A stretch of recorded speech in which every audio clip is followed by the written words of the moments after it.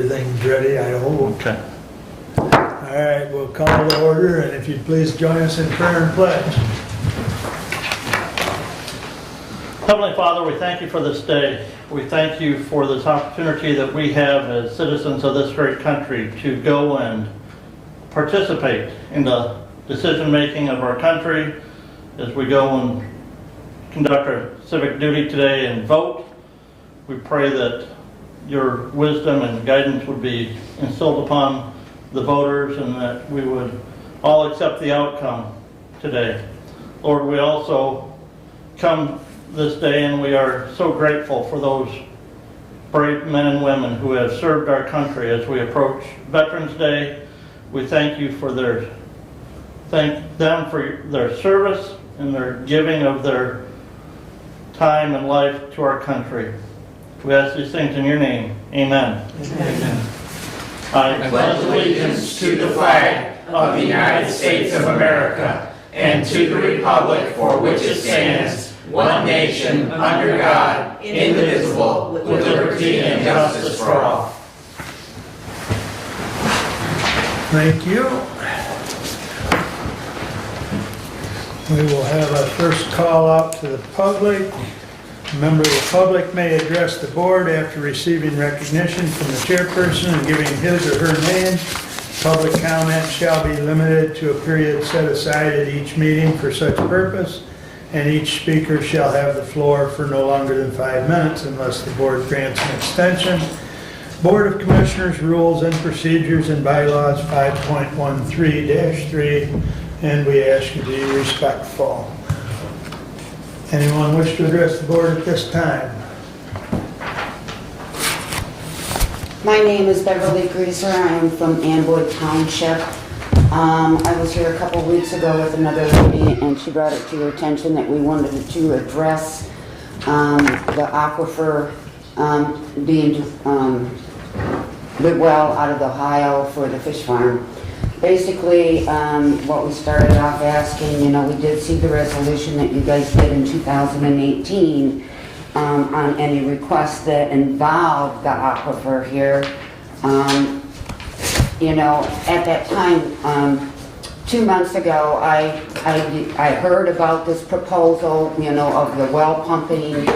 Didn't, shame on me, never thought it would happen, but it did happen. Ohio DNR gave the permit for that. In the meantime, they are still, the EPA in Ohio is looking at a wastewater treatment permit and a discharge permit. The public comments on that has passed, but what we are asking today that the commissioners relook at and put forth another recommendation or resolution, if that's what you call it, that any prospects to drill, pump, or sell water, including the aqua bounty from the aquifer, be denied or delayed until a hydrological study can be completed. And I know that is in the process from the OMI, but we're here again to address it. Now, one of the things when, again, I didn't hear about this until they were going to have the open public meeting at Pioneer about the wastewater and discharge permit, and so I've been looking into it and trying to get involved, because my first question was, when I heard about it, who is going to represent Hillsdale County?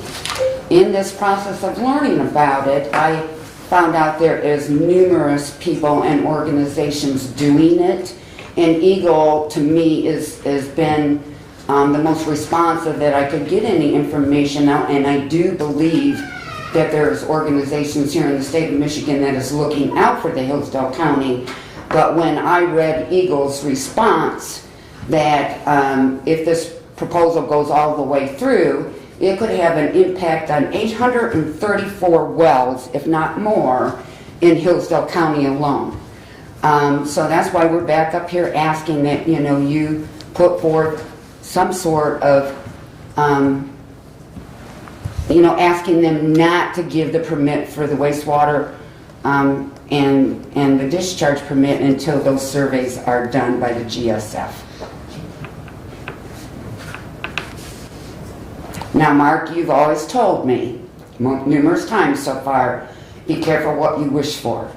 If this fish farm does not go through, that well is there, that well is on a private property that is less than 3/4 of a mile from Hillsdale County. They're going to draw half of that water out of the Michigan side of the aquifer, and they're going to draw up to 5.2 million gallons a day and dump it in the river. They are not replacing it back into the aquifer. It's called pump and dump. Any questions? Any comments? We don't engage during public comment. Oh, sorry. But I do have something to email to you, so make sure I get your email before you leave today. Because Okay, I thought I had it, but I'll text it to you, Mark. I did get the thing from the Michigan water thing, so I do have that. I do know, I've contacted numerous people, whether they tell you the truth or not. One of the last ones that I contacted was the St. Joe River watershed. All right, now did he, whatever, it doesn't matter. But what I did find out in this process of learning, the first thing I did is wanted to find out how healthy the St. Joe River was. And the only thing that I could find when I started first looking was a 2010 report from the EPA in Ohio. All right, now I have found out that they updated one, and it said that 2020, I think they could have even done a 2022 report, but it's not going to be on the consequences of the animals in the river. But I mean, basically, I still am here, because it could have a devastating impact on Hillsdale County residents for their water, let alone contamination. If you know where that well field pump is, it is not guarded. I mean, the contamination issues to our aquifer, cannot be repaired if this happens. So that's what I'm here asking today. all right, thank you. Thank you. And I'll send it to you, Mark. I got to leave. Thank you. Any other public comment? Good morning. You were hiding on me. Yeah. Good morning. Commissioner Wiley asked me to come up and present the fact that, well, number one, we're having our Veterans Day ceremony this Friday, November 11th at 11 a.m. in front of the courthouse. It's in collaboration with the Hillsdale American Legion Post 53. And the other thing is we just wanted to let everyone know that between the Hillsdale Veteran Affairs and the Jonesville American Legion Post 195, we send out Christmas packages to troops overseas. And so I'm a member of that post, but we just kind of also, obviously the Veteran Affairs chips in. So it's a pretty good program. Penny Sarles and John Barrett used to do it a few years back in Jonesville, much more, but they got away from that. So we send them to family members from Hillsdale County and then extra ones as well. So if anyone would like to donate or has any other further questions, please let us know. Thank you. Thank you, Renee. Stephanie? Stephanie Kaiser, County Treasurer. I just want to let the board know that URM is up for renewal.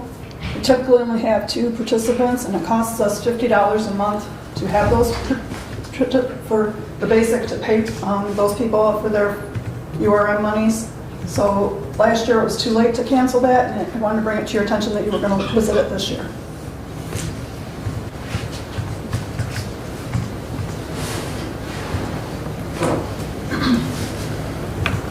Anyone else wish to address the board at this time? There will be another public comment at the end. All right, I would entertain a motion to approve the consent agenda. Move to approve. Support. Any additions or corrections? Hearing none, all those in favor signify by saying aye. Aye. Opposed, same sign. Correspondence is listed. Any comments or questions on correspondence?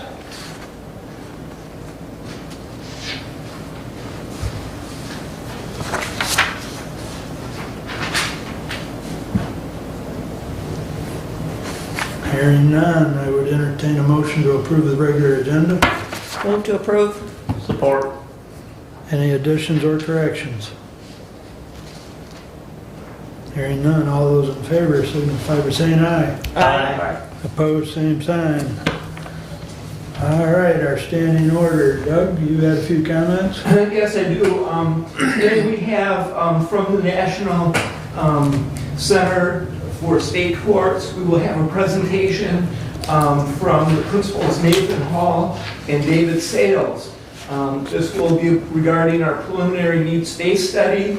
If you recall, in November of 2021, commissioners engaged NSA to conduct a site visit and begin the process of determining for our courts the needs and space requirements that we will be looking at and making decisions about. Today I'm happy to introduce and bring Nathan Hall and David Sales into this meeting. And I would like to announce as well that we are recording today's WebEx so we can use it for future reference as needed. Nathan, welcome to Hillsdale. Thank you. Thank you all. Good morning. David and I are actually on the road. We're in the same hotel, so I wish we could be there in person with you, but hopefully we can give you a high-level view of the project and where we're at in our preliminary report. Just a really quick introduction for you all that haven't been aware of the National Center for State Courts. We're a not-for-profit organization. We've been in existence for about 50 years, and we're focused on the improvement of the administration of justice. And we've been working in the areas of courthouse facilities planning for probably 40 of those 50 years. And over that time, we've probably worked on a courthouse of either small, medium, or large size in pretty much every state in the country. We also develop standards for how courts should be designed and what the functional spaces that are required for courtrooms and what are the types of issues for security, and so on and so forth. I've been with the center since 2008. I'm a registered architect. And David, before I open up some exhibit slides for everyone, David Sales is my colleague. David, you want to say hello? Sure. Thank you, everybody. My name is David Sales. I'm a senior court management consultant with the National Center. And I've been with the center for about 16 years now, doing courthouse planning at the time. Thank you, Nathan. Wonderful. I'm going to see if I can't share my screen. And can you all see my screen there, Doug and Yes. everyone? Yep. Yes. Let me see if I can do a slideshow here. Perfect.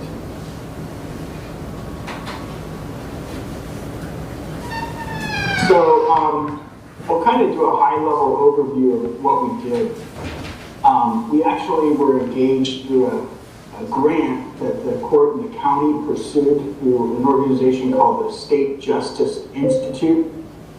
We did come last year around this time to do a kind of rough first assessment of the courthouse, and that was me. I came and did a tour with the judges and I think a couple of commissioners. Doug was there, and facilities and IT, and had a general understanding of some of the serious difficulties that having a 100-plus-year-old courthouse, although beautiful, it can present. So first piece is to understand what the building has in terms of needs and deficiencies, and understanding the needs of the different courthouse user groups. And so we collected data and we surveyed all the different user groups that are in the courthouse or in the court system.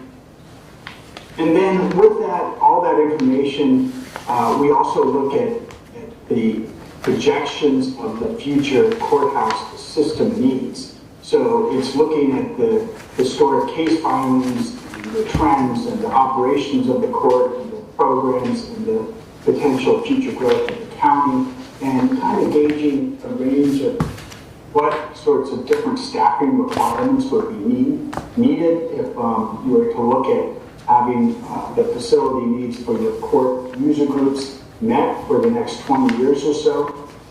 And then as part of that, we also looked at the operational issues and some of the trends that are going on in this court systems nationwide, having to do with new ways of conducting business, whether it's alternative dispute resolution or whether it's treatment courts or the use of technology for helping deliver court services.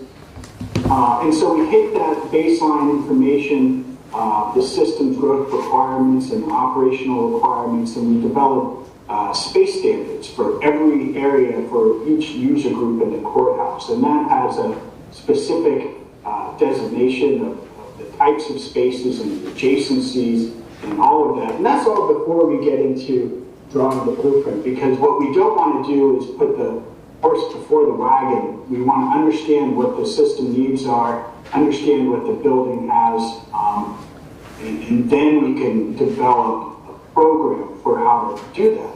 And then the last step that will, and the results of which we'll present today, is the actual renovation and feasibility concepts that come out of putting all that together.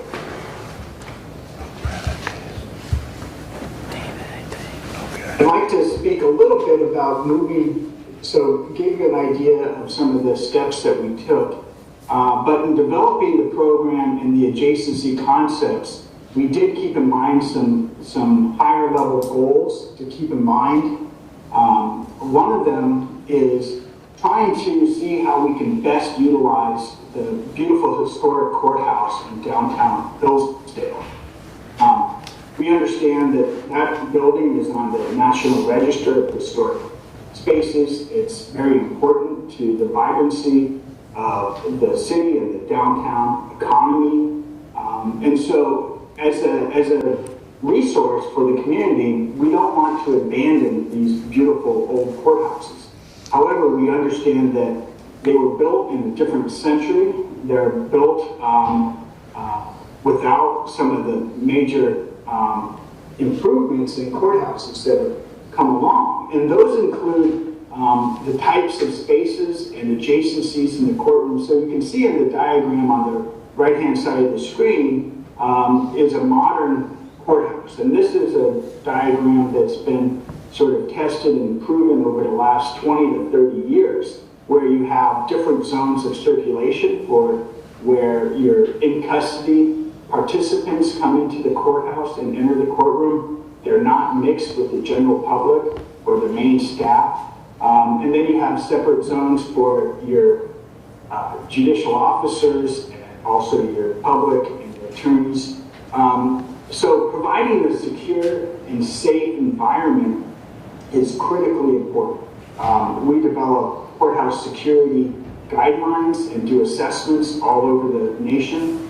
And that is probably the most disturbing part of what's going on at the current courthouse. It's just a mix because it's designed structurally that basically everyone's all in there together.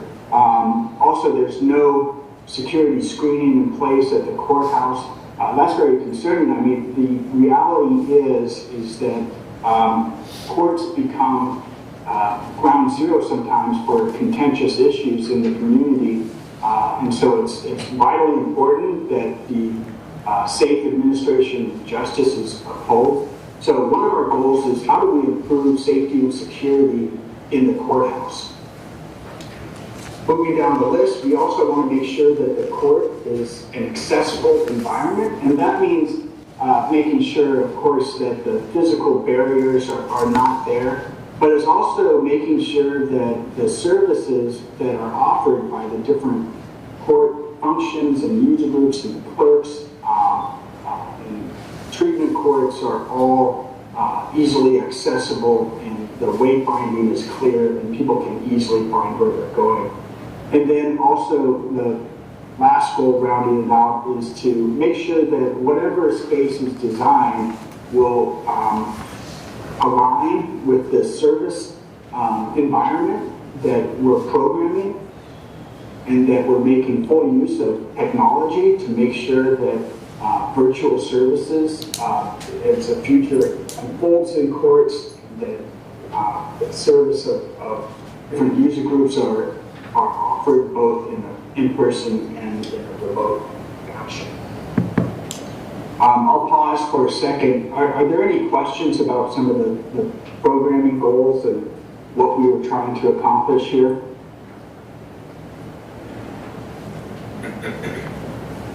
No, I don't believe so. Please continue, Nathan. So now we're getting into a little bit of the nitty-gritty towards the end of the road, and I wanted to give you that brief overview before I got into this. Obviously, the numbers are where the rubber hits the road, and this is where the building actually starts to take shape. And this table is just a summary of all the space programs. In our preliminary report document, you'll find a detailed line-by-line listing of all the different types of spaces, whether they're courtrooms or private offices or public service counters or space for staff to conduct meetings. All of that's included in a more detailed program. But here we just have the 13 different major components of the court system. Some of these are actually not in the courthouse right now. You'll notice that we have space programmed for the district court, as well as the friend of the court, and those are not currently in the building. Obviously, the annex is outside next door, the friend of the court building, but we did look at what those spaces have, and if they were to be blue sky, everything in one building, what would that look like? And so you can see on the bottom right of that table is that we add all this up and we end up at about a little over 41,000 square feet. For comparison, we're looking at the kind of combined total of the 3 different buildings that you have, that being the existing courthouse, the annex, and the front of the court building. And in a rough estimate, all those together are about 35,000, a little over 35,000 square feet. And that includes around 21,000 for the courthouse, about 8,400 square feet for the annex, and 6,000 square feet for the front of the court building. I would like to, before we get into what different concepts are in place, I'd like to give the commissioners an idea of let's say, for example, what construction costs, right? We know that to build new courthouse space is an expensive type of construction. We've done a lot of benchmarking with different projects over the years, and notably our last issue of the retrospective of courthouse design was published last year, and that collects courthouse projects from around the country. And in collecting those projects, we ask for cost information for those. And of course, every place in the country is different. The coast can be more expensive than the Midwest areas.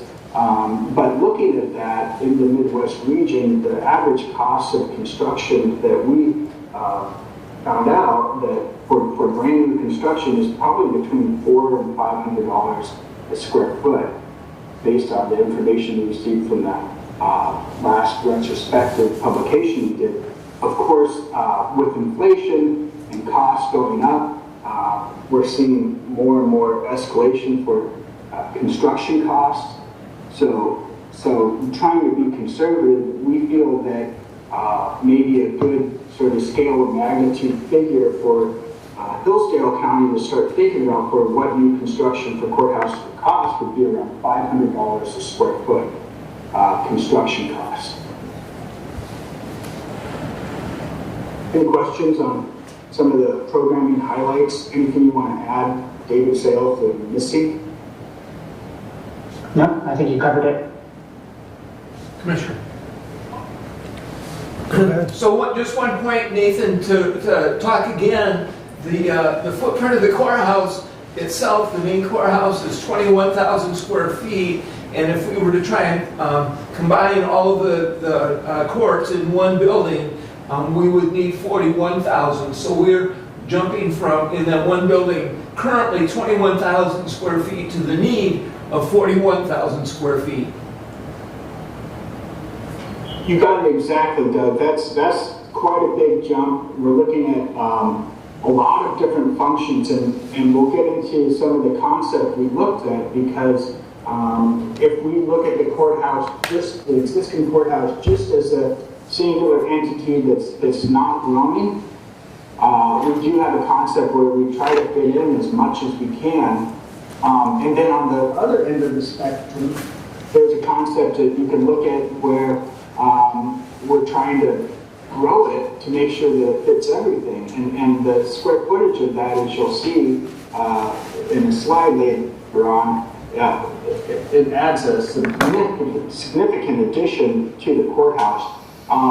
And then there's probably something in the middle. So we do have a third scheme where we're bringing in not everything, but we're bringing in the district court, but not the front of the court. And that's an addition of maybe 11,000 square feet.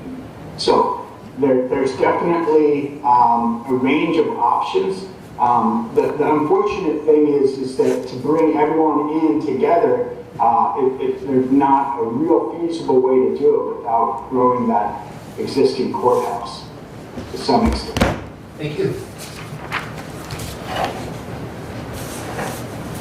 So I'll go through briefly the three different schemes that we developed, because these are basically lay out exactly what we're just talking about, is what can we do with some limited renovations, what can we do with some limited renovations and additions, and so on and so forth. So scheme one in the preliminary report, that's doing what we can with the existing, and you can see in the grayed out area of the different things we're doing on the ground floor or basement floor, but we'll call it the ground floor for these purposes. It's more garden level. It's slightly elevated over, so it's not completely subterranean.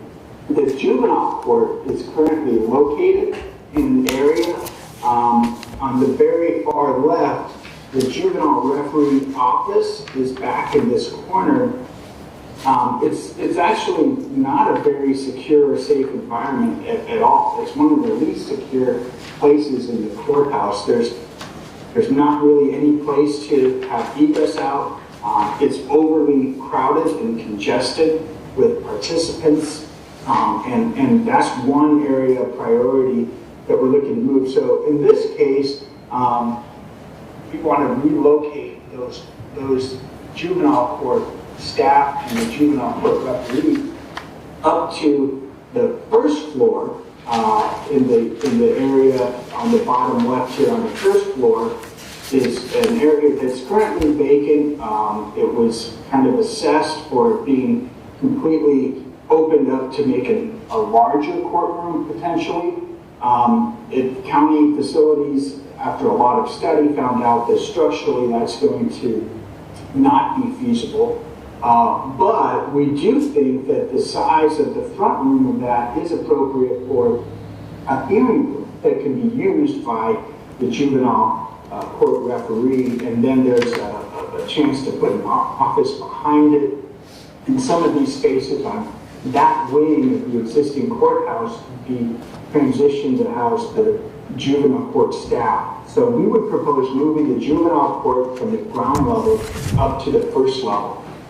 Also, there's some space on the first level that's being currently used for holding of elections equipment. Although that's a critical function for the county, and they also do trainings and programming with laptops. So albeit absolutely essential function for the good governance of Hillsdale County, is not really a court-related function. So in this scheme, with the limited space available, we're trying to put very court-centric or integral court programs in the building. So the proposal for this scheme that has no addition is to bring the treatment court staff and the treatment court programs into the spaces currently being used by the county clerk for elections purposes. And then rounding out on the second floor, we're looking at some renovations to improve just on a basic level, some safety and security. I'd like to preface that only an addition that's strategically planned can actually improve the safety for having in-custody persons in the building. So we'll go into that. So this is a limited option, but you can see in this scheme that we're focused on over here, the probate courtroom, which was in years past the county commissioner's boardroom, trying to flip that, where the probate judge would be behind that courtroom and the bench would be on the opposite point of where it is now, and then creating a secure circulation zone for all court staff and for jurors to move. This is the main jury deliberation room back here. Back on the lower right-hand side is the circuit court judges' chambers. The circuit courtroom remains the same. This circulation zone is put on the very edge of the upper cupola area, so that remains the same as it is. And then we have developed a little space for the Register of Deeds in there.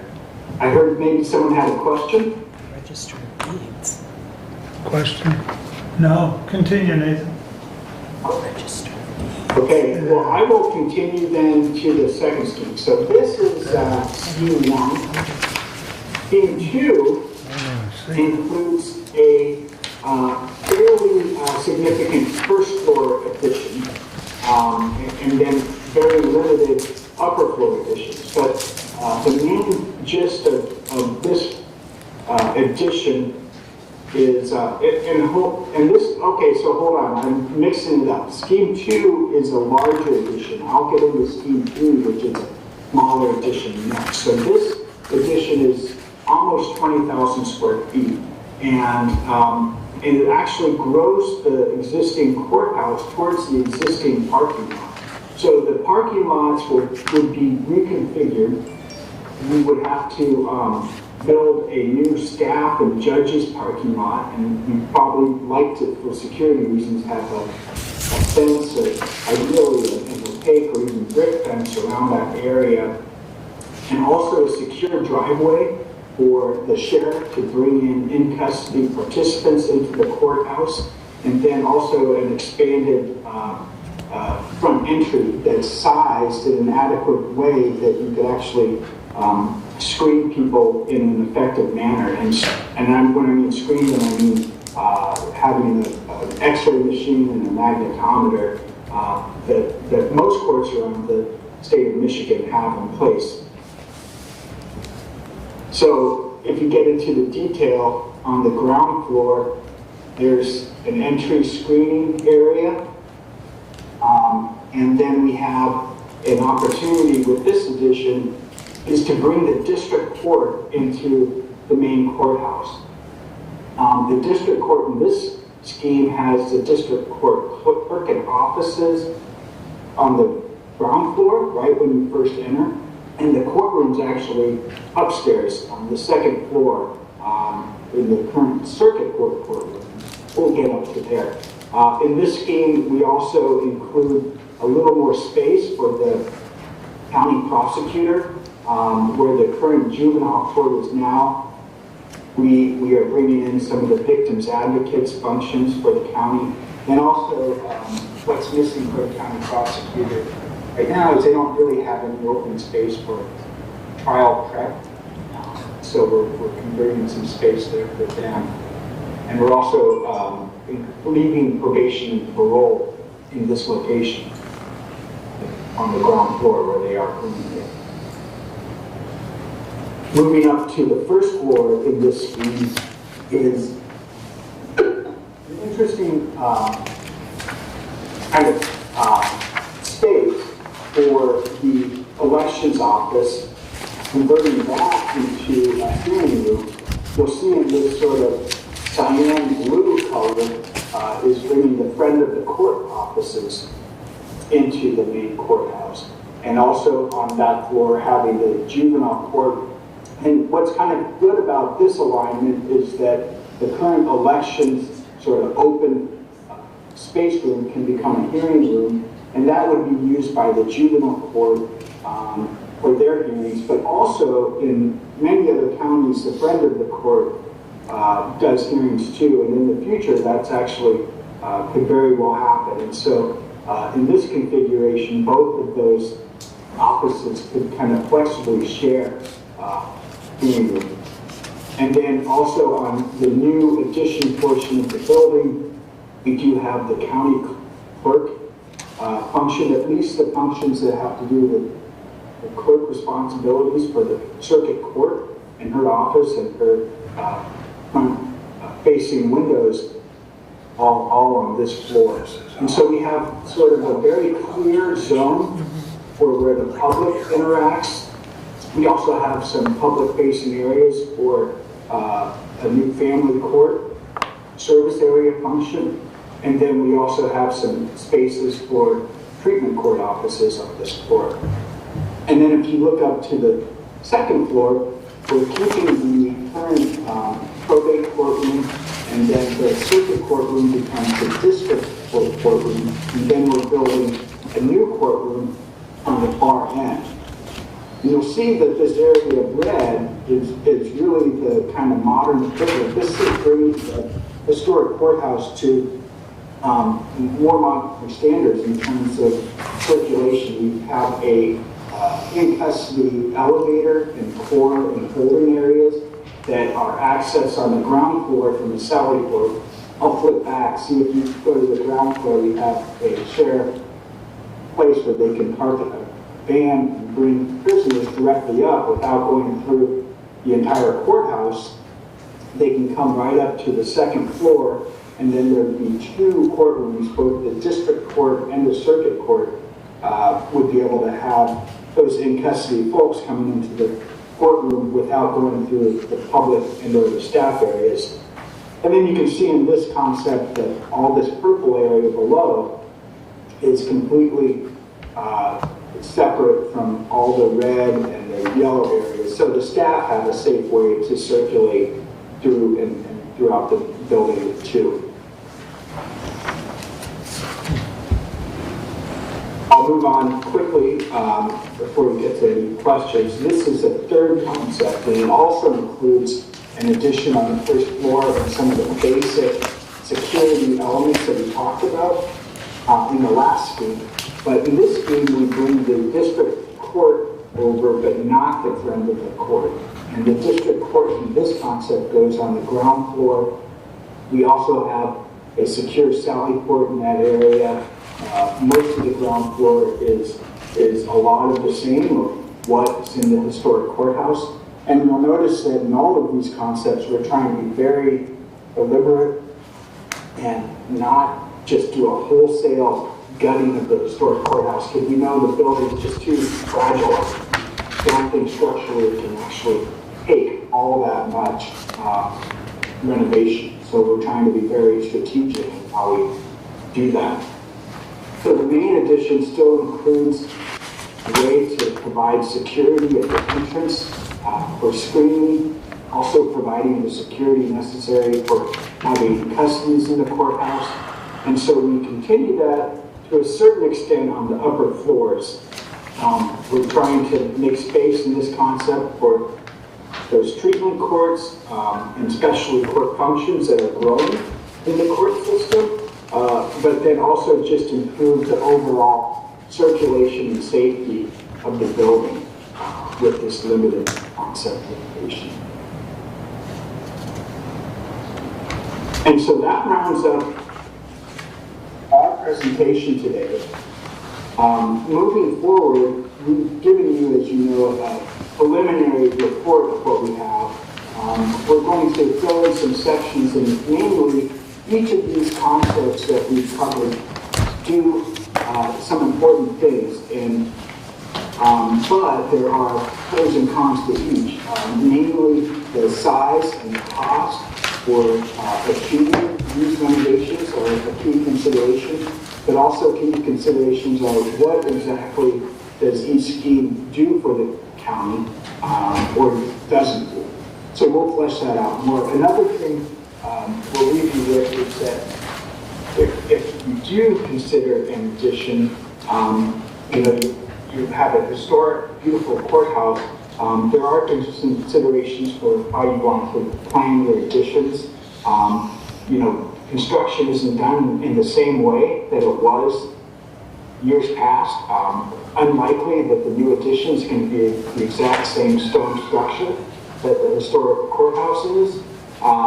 So the reality is when you do an addition, you want to pay attention to things about how do you distinguish the old from the new, how do you preserve and enhance the existing courthouse, and how do you make the addition, even if it's not made of the exact same way, pay homage and reference to the existing courthouse with things about, you need a clear distinction of how the buildings are attached, how the old from the new, and proportions. So we'll add a little bit of that in our report as well for your consideration. So with that, I will take any questions that any of you have. Just first question, Nathan. Thank you so much for your time and the good report. We have certainly a lot to chew on. Absolutely. The final report, do you have estimate when we may see that? Yeah, I think we're close. So I think in December, before the Christmas holidays, we plan to send you a final report. Thank you. That's my only question for now. I got a question. Nathan, you mentioned something about registered of deeds and that scheme 1 on the 3rd floor.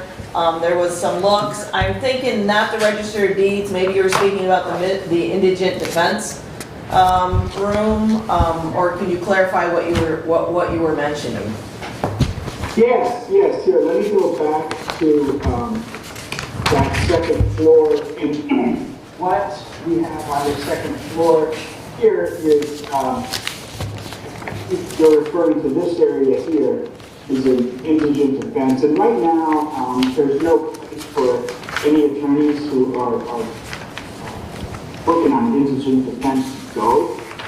But meanwhile, there's the entire prosecutor's office there. And so in some places, there's a requirement that at least there be sort of a landing space or like a hoteling office where defense attorneys can go to set up, and maybe they can conduct some meetings there, but it's a place they can also maybe get on their laptop. But also in that area, just for the space considerations, is a small place where the probate court register staff can be, and then right in front of it, probably a probate court counter. And in some early concept developments, we had talked about taking over more of the central atrium or cupola space on the second floor and filling in the hole in the floor. But to be deferential to the beauty of the historic courthouse, we decided we'd try to keep that space open, move the register up to this area, and only take a little bit of that space on the second floor to provide a way for staff to get through.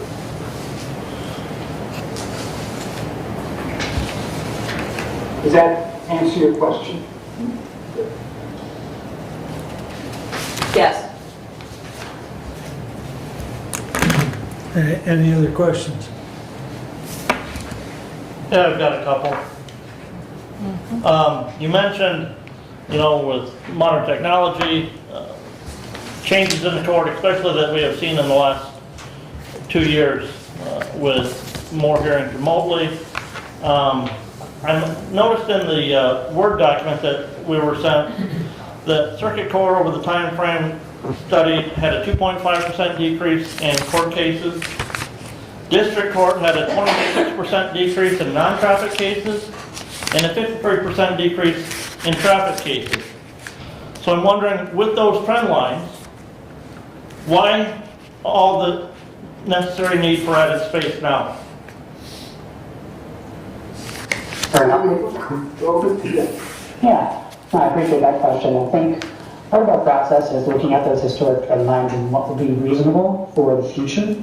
But we also know that we're planning out 20 years into the future as well. So when we do look at our trend lines, we look at multiple different variables and make the best assumption for what that future range may be. So certainly historically there have been some declines in certain case filings, but to assume that that'll last long term over the next 20 years, I don't think is really realistic.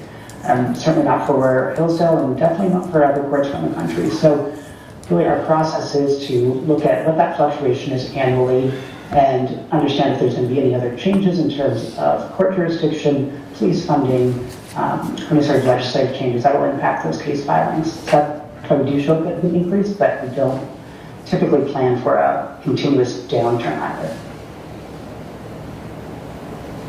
But with increase in technological issues, you know, remote hearings, things like that, do we still need as much physical space?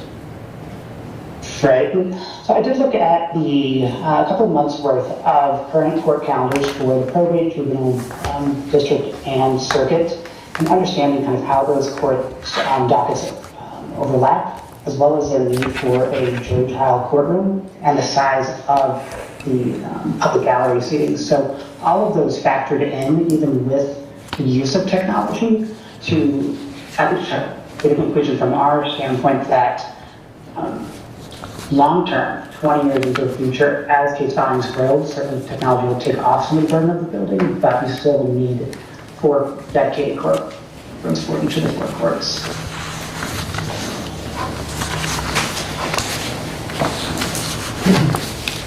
Just to reiterate what David has mentioned is that there are certain case types that are appropriate for a virtual setting, and then there's certain types of proceedings within those case types that are more evidentiary and constitutionally are required to be held in person. So we did try to balance those.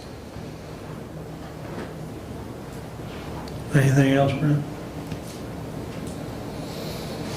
Not for now. A lot of information. Brad? I'm curious, we've heard what construction costs are. I'm curious, of the approximately 21,000 square feet in our historic courthouse, what kind of cost would be associated with the renovation of that portion of the building? Mm-hmm. Yeah, and that's a fabulous question. In our report, we discuss it just a bit. The reality is that it's hard to get a benchmark cost, apples to apples, when we look at renovation costs across the country. So, because if we were looking at just a simple office tenant refinish with some maybe new paint and new lighting, I know that there can be $60 a square foot can be done in the county. When you start looking at the overall structure of the historic courthouse, you can get into a lot of things that you weren't even aware of as soon as you start looking it up. So we intentionally are trying to not touch as much as possible, just reuse the spaces as they are, and cut holes strategically in walls to allow places to pass through. But in answer to your question, the reality is that for those heavily remodeled, let's say you were going to gut out an entire floor of the historic courthouse, your renovation costs could be $300, $400, even approaching what it costs for new construction for areas where you're doing wholesale renovation. We're hoping that you don't approach any of that with any of these concepts, even the one with the limited renovation, because what our goal is to try to reshuffle and reuse the space as it was intended in the smartest way possible. But certainly there's going to be some costs associated with that, but it's going to be harder to look at as a kind of gross per square foot magnitude as a item by item. And so I think that's going to take more detailed architectural and engineering analysis to really get a real good handle on those renovation costs. The one thing I guess I would like to point out in this study is on page 51, the current probate court room is 550 square feet. The proposed new courtroom under the layout that was signed off on in 2017 is 480 square feet. That square footage difference in those two courtrooms is 70 square feet, and that 70 square feet got us to where we're doing today. Talking about adding 21,000 square feet to our current system. And I know by going in that direction, that's built in a 35% increase of footage that we currently do not need. And you can see that in the report. But I just want to point that out. 70 square feet has gotten us down this path of where we're going to go. So. Yeah, that's good comment. Let me pull up the space program and just explain for everyone the square footage is. So in the actual detailed program, you will see specific spaces and space listings for each type of courtroom. And then also in that report, you can see some sample layouts of what fits in there. And that's not to say that you can't cut and reduce and sharpen the pencils, so to speak, and make it work to some extent. I think our largest conclusion with the courtroom space was that we just simply didn't have a place to put the district courtroom in the historic courthouse without an addition. But the probate courtroom, you can see in our proposed concepts, it's very close and it actually works in those smaller hearing room spaces. The actual total square footage that's derived includes some 35% grossing factor, but that's not unused space. Those are required spaces to make a building work. So if you were just to have rooms together, but no space for building air circulation or stairways or exterior wall thicknesses, so there's some accepted industry standards that we follow that ensure that our space program is actually buildable once an architect and contractor get to it. And so those are subject to some fine tuning, but the 35% grossing factor that you see in here is actually required to make these individual functional spaces constructible. It's not like they're sitting empty rooms, just so to speak. Any more questions from the commissioners? I guess I would like to make one other clarification, because I think earlier in Nathan's report, he said our current structure does not have any screening, and that's not true. We do have some screening for the district court and the circuit court. So it's not screening free in those courthouses. And so There's no screening. I don't know what you're talking about. my understanding is that there was screening going into the district court up on the second level. That was my understanding. I don't have a second level to the district court. Excuse me, the circuit court. No. No. When did that screening go away? That was my understanding. That's how my understanding of the circuit court was happening, is that they were screened on the way into that circuit courtroom. Who would do it? Who's the person that would do it? I have nobody assigned to that. The only time we do screening is for jury trials, high-level jury trials. It's on a very And case-by-case that's on a very limited basis. basis. Then my understanding was incorrect. I stand corrected. I'm sorry. Brent, you had a comment? Yeah, just one thing. Did I hear you right? You're planning for 4 dedicated courtrooms? Yes, that is correct. A circuit courtroom, a district court courtroom, probate court, and a hearing room for the juvenile court.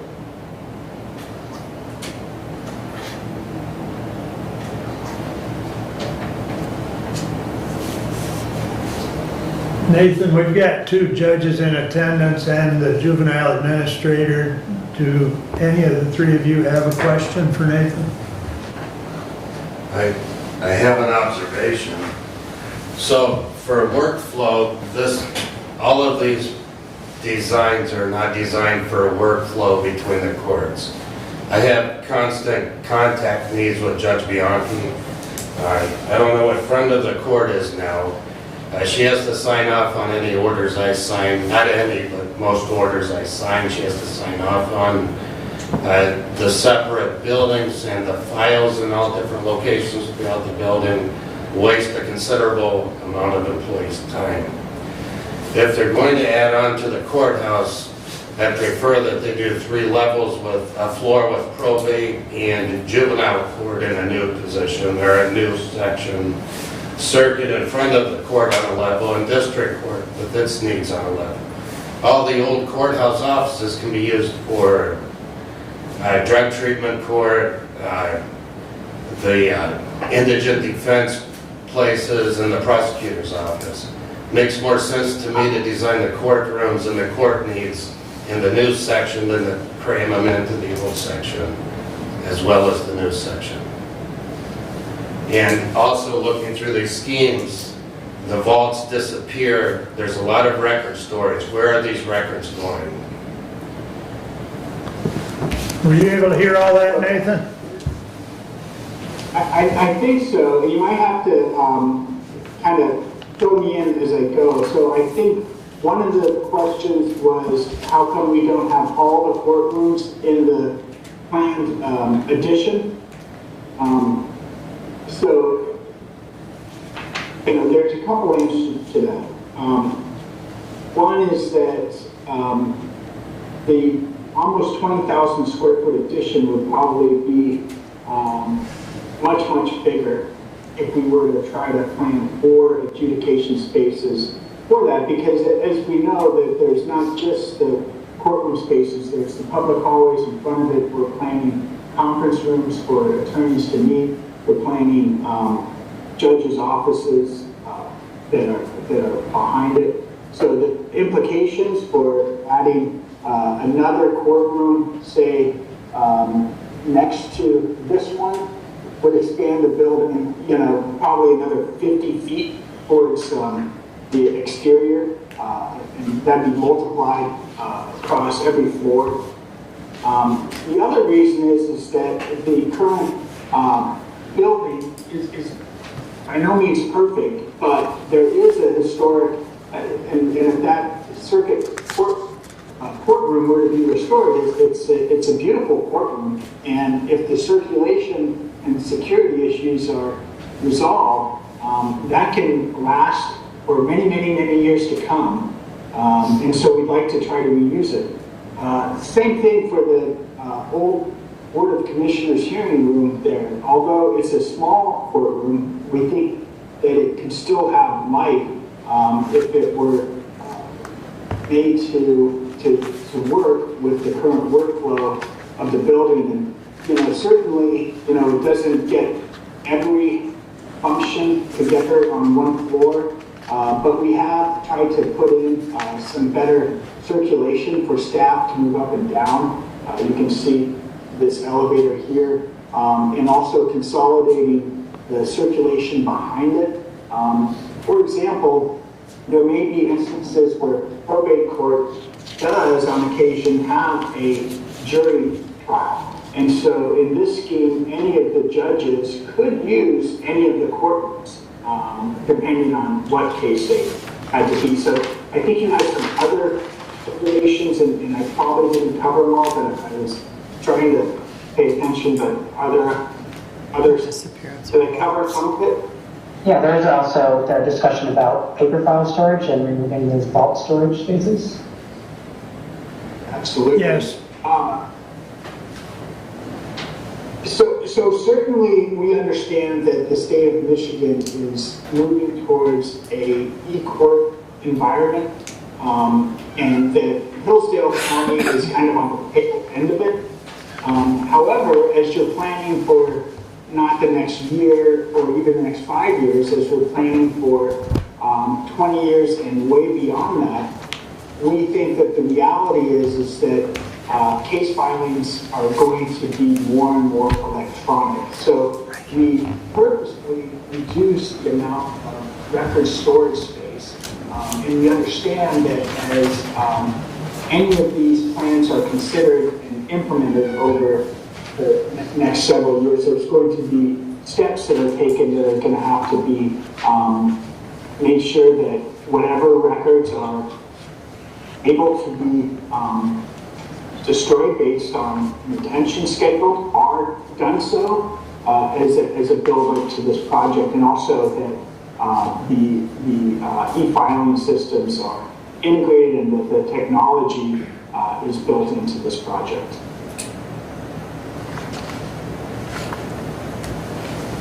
Did he hit on everything, Tim?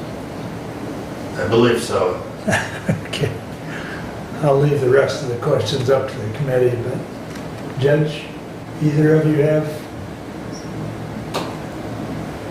I guess the one thing I would respond to. If you want to step up this way closer so Nathan can I hear really you. didn't maybe. want to speak today, but in response to Commissioner Leininger's question about in-person and remote hearings. COVID obviously was something we've all lived through, and that made a huge difference in the way the courts were able to transact business, and it opened up all kinds of new possibilities. And they basically took the rules off and let us do what we had to do to get cases handled over that period of time when we could not be in person. Our Supreme Court engaged in a year-long, correct me if I'm wrong, analysis of everything that happened during COVID and put out for public comment for an extended period of time, looking for responses from communities, from courts, from attorneys across the board, and they have come down with a court rule going forward based upon all of that information. They've reviewed all the way courts did cases, what people thought of it, how things went, and we have our new court rule that I believe went into effect October 1st. So I might be off on that date, but it was a little bit surprising what came out of it. There are the requirements that any hearing that involves any testimony whatsoever. So dovetailing off of Mr. Hall's statement about that kind of testimony has to be in person. The presumption is that that happened in person unless the parties will agree otherwise. And you agree with me on that? Yes, that's accurate. So what I've seen is I was one of the judges that really liked remote hearings. Judge Bianchi doesn't, Judge Stiverson doesn't, and all the other hearings are basically left to our discretion that we can decide what is necessary given the situation, whether at a settlement conference it's better to have the parties face-to-face in a room or as opposed to on a computer, whether you're more likely to get to a result. Those types of things are left to our discretion. There are hearings that are mandatory to be in person, sentencing, preliminary exams, and then also these hearings where testimony is taken. And I would say there's a high number of cases where testimony is taken at a hearing. My motion hearings I'm able to do remotely, and I will, because that is efficient, and I can get more done in an hour and a half remotely than I ever could doing it any other way. But the rest of my docket is predominantly in person, and I think Judge Stiverson would echo And just that. so that you know about the traffic, which the traffic has been handled remotely and will continue to be unless I do have attorneys come in every once in a while to represent a client who insist on having their hearing in person. Otherwise, we've been doing those remotely, and a lot of my civil docket, which is Monday. But landlord-tenant hearings, the ones that actually go are in person. So I think you're going to see that trend was an anomaly over COVID the last couple of years, and I think you're going to see things go back up. Like I say, and I'm one that I like the remote. I like so that you can mute somebody. I mean, there's some conveniences to it. that I will freely admit. But that is set now. I don't see it coming back around for change. I mean, that's up to our Supreme Court, but they put so much time and effort to making this decision. That is the one that they've come out with after a really long period of consideration. So I just wanted to respond with that. Thank you, Your Honor. All right. Nathan, were you able to hear the judge? Yes, yes. Okay. Very helpful. And as a trend, I think that is in line with what we're seeing nationally. I think we're going to continue to see a hybrid sort of court adjudication environment where different access points are going to be made available. But certainly, in some cases, there's just not the same suitability or the same agreement on you can go virtual for everything. So the conclusions that we're seeing nationally are that virtual hearings are here to stay, but in-person hearings are also here to stay, and they should kind of help overall improve people's access to being able to appear in court. Okay. David, do you have anything to add? No, I think, again, this project overall is just to help give you guys some options, see about what the future might look like, and again, these are concepts, so there still will be some tweaking, I'm sure, going on into the future. But thank you again for all of your considerations. Well, thank you for your time, and I'm sure there will be more communication with the committee, but we'll let you go, and we'll get on with the rest of our meeting. But thank you very much. Thank you very much. Thank you. Okay. Lots of info. Okay. Yeah, I would request a 5-minute recess. All right, we'll take a 5-minute break. We'll reconvene in 5 minutes.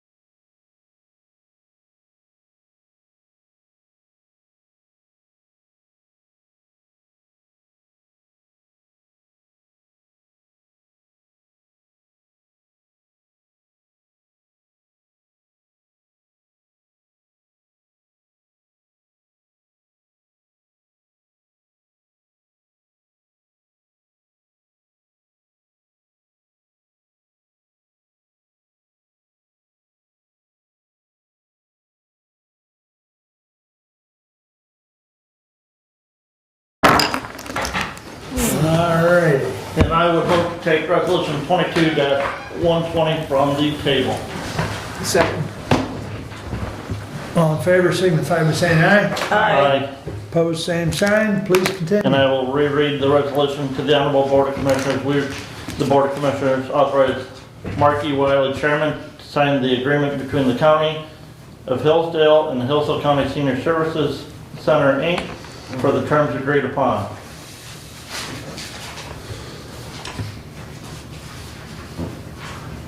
And in your packet was a, I'll support that, so we no, it's already on the table. What's that? It's already on the It's table, on the table, thank you. or on the floor. It's On the from- floor, table? Yeah. Where? We'll pick it up Get the right anyways. terminology here, so. Third time around's the charm, let's get it. I have no additional comments. Everyone should have received the latest, greatest version. Is there any comments or discussion? Terry, do you have any comments? I'll allow. No, I don't have any comments, and if, well, I should say, when it's approved, Alice, we have a meeting tomorrow, so I know her signature is required, so. Okay, thank you. If there's no further discussion, we'll take a roll call, please, Jody. Commissioner Wiley, Yes? Commissioner Benzine, Yes. Commissioner Leininger, Yes. Commissioner Ingalls, Yes. Commissioner Schmidt. Yes. Passes 5-0. Thank you very much. Okay. Thank you. That is off, and again, we continue to support the senior center and the work that they do supporting our seniors here in Hillsdale County. I didn't have a copy, but I will get a copy out to everybody of the revised budget that we did approve at our senior center meeting. No, that was last week. Yeah, it was just a week ago. Was it 2 weeks ago? It was the same night as our last county commissioner meeting, so there were some revisions to that. The senior center is in the preliminary stages of getting their audit done, and they'll get that to us when that is completed. If you haven't already gotten it in your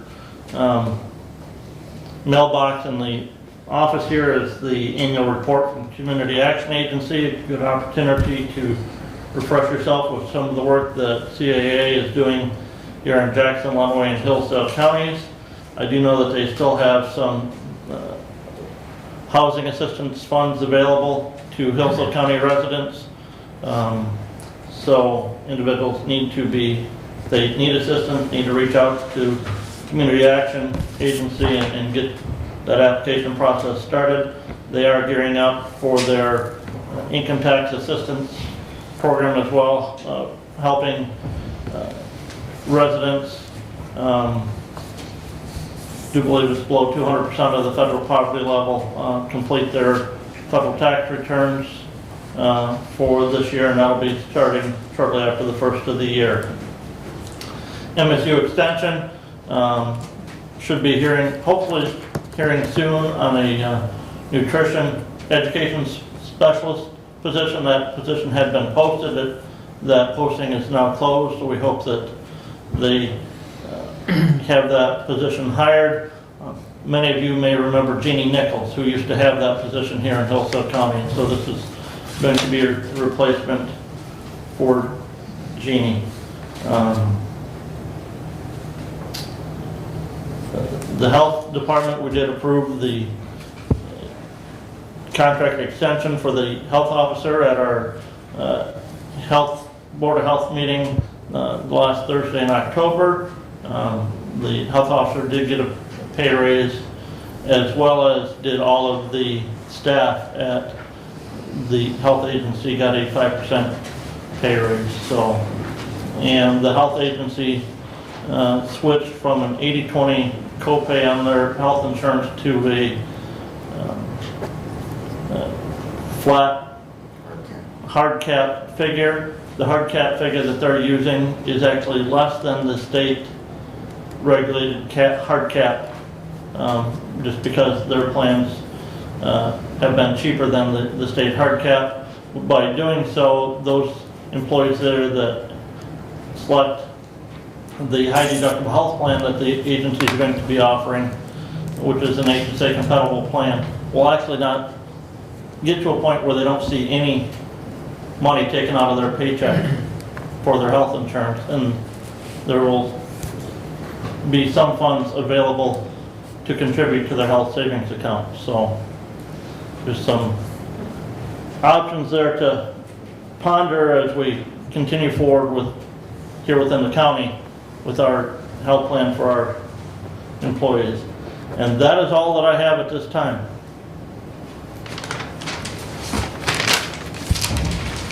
Okay, any questions or comments for Brent?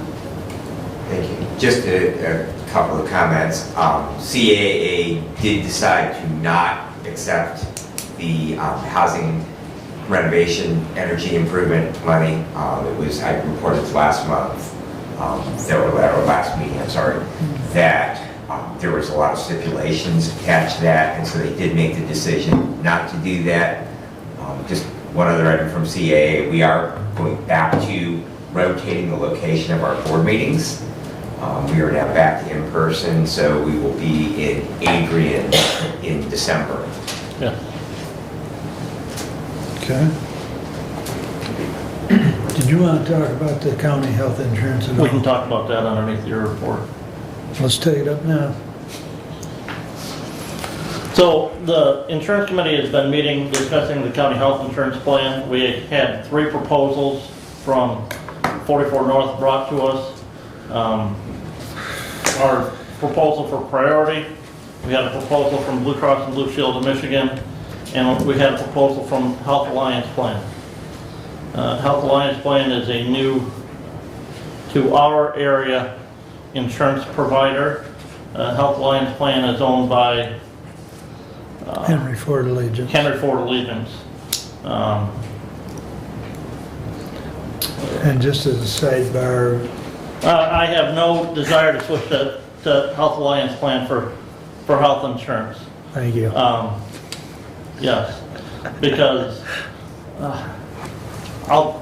as an insurance agent, I'm leery of buying insurance from the company that also owns the hospital. You know, but we're contractually obligated to offer one base plan to our employees in those collective bargaining agreements that we have. Doing the math, if everybody on the county enrolled in that plan, the priority health plan combined for all of the enrolled individuals that we have would be $16,000 more combined premium than the Blue Cross coverage for that same plan.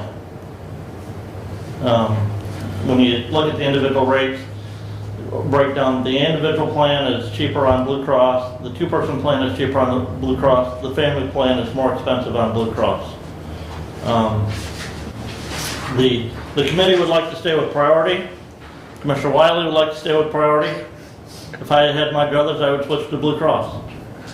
Commissioner Ingalls told me on another recent issue that, you know, you add a few dollars here, a few dollars there, before long it adds up.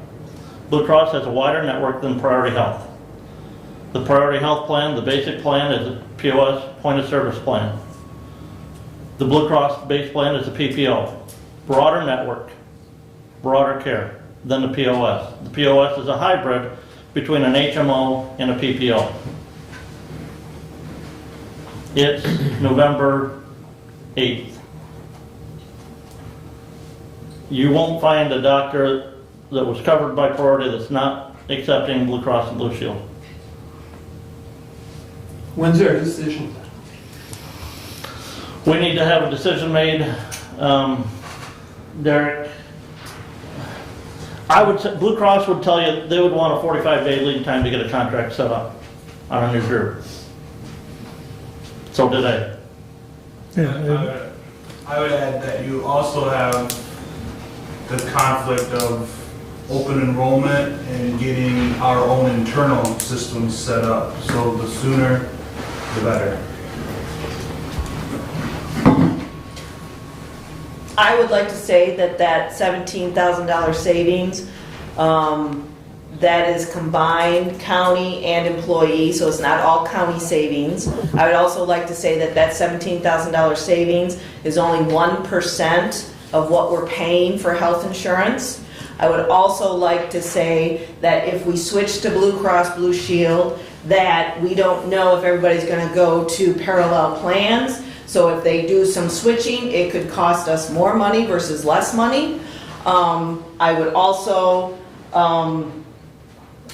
like to say that the Blue Cross Blue Shield plans for the approximately 60 employees that are in the HSA plans, that the total out of pocket is more for the Blue Cross Blue Shield versus the Priority Health.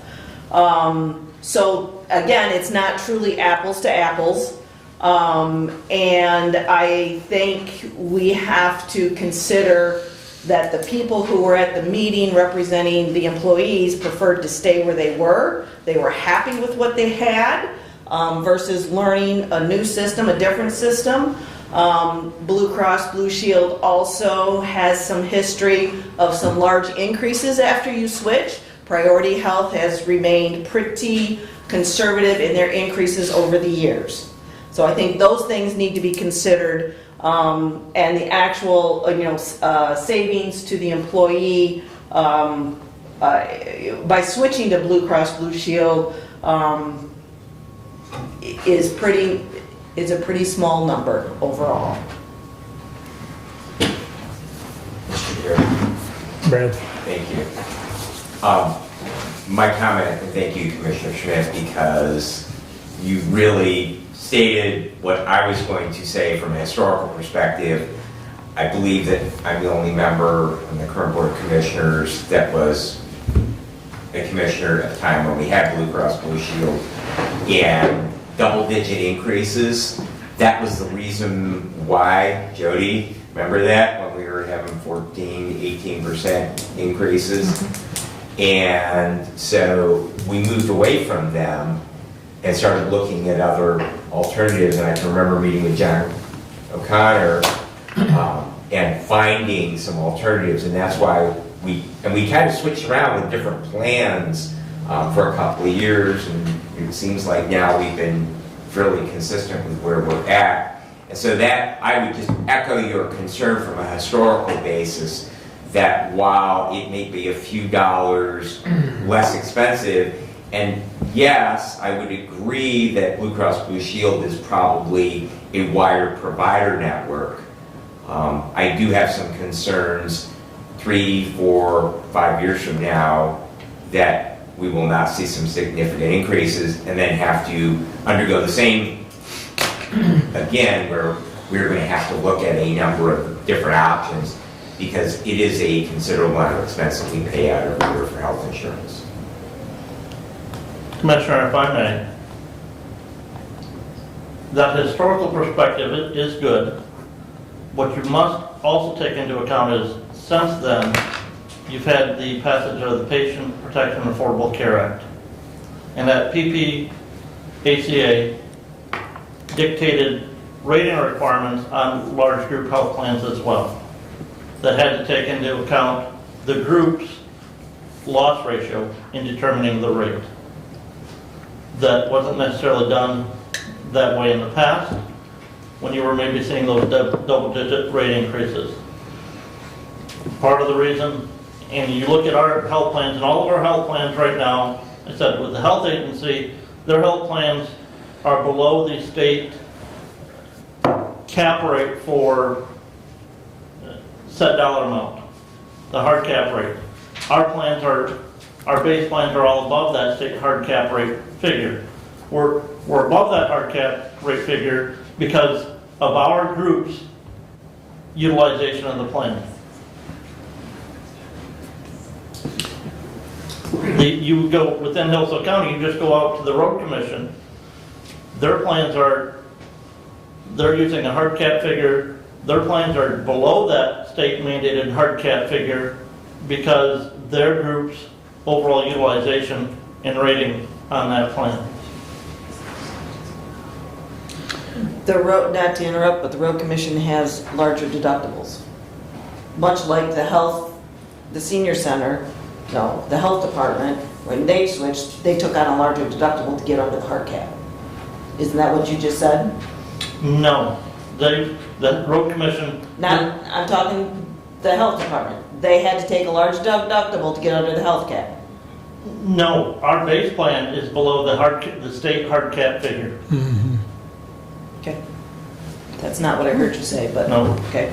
And if the employee switches to that with the hard cap, that the health agency, if the employee switches from the $1,500, $3,000 deductible PPO plan to the 3,000, or I forget the exact plan, but the highest high deductible health plan that the health agency is offering, they would see no premium out of pocket taken out of their paycheck, because the hard cap figure will pay 100% of their premium. So aren't you saying they have to go to a higher deductible to get under the hard cap than what No. we currently have? I just No. heard you say that, from 1,500 to 3,000. Okay, so if they switch, so the hard cap, they're gonna pay the same rate on the hard cap as what they would have on the lower deductible plan, as if they would have done 80/20.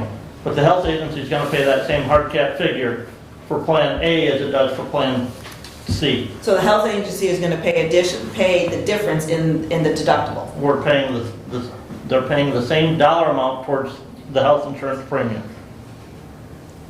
I have to see it on paper. I'm not sure what you're saying. So So I'd have to see it on paper, and you're not going to write it out today.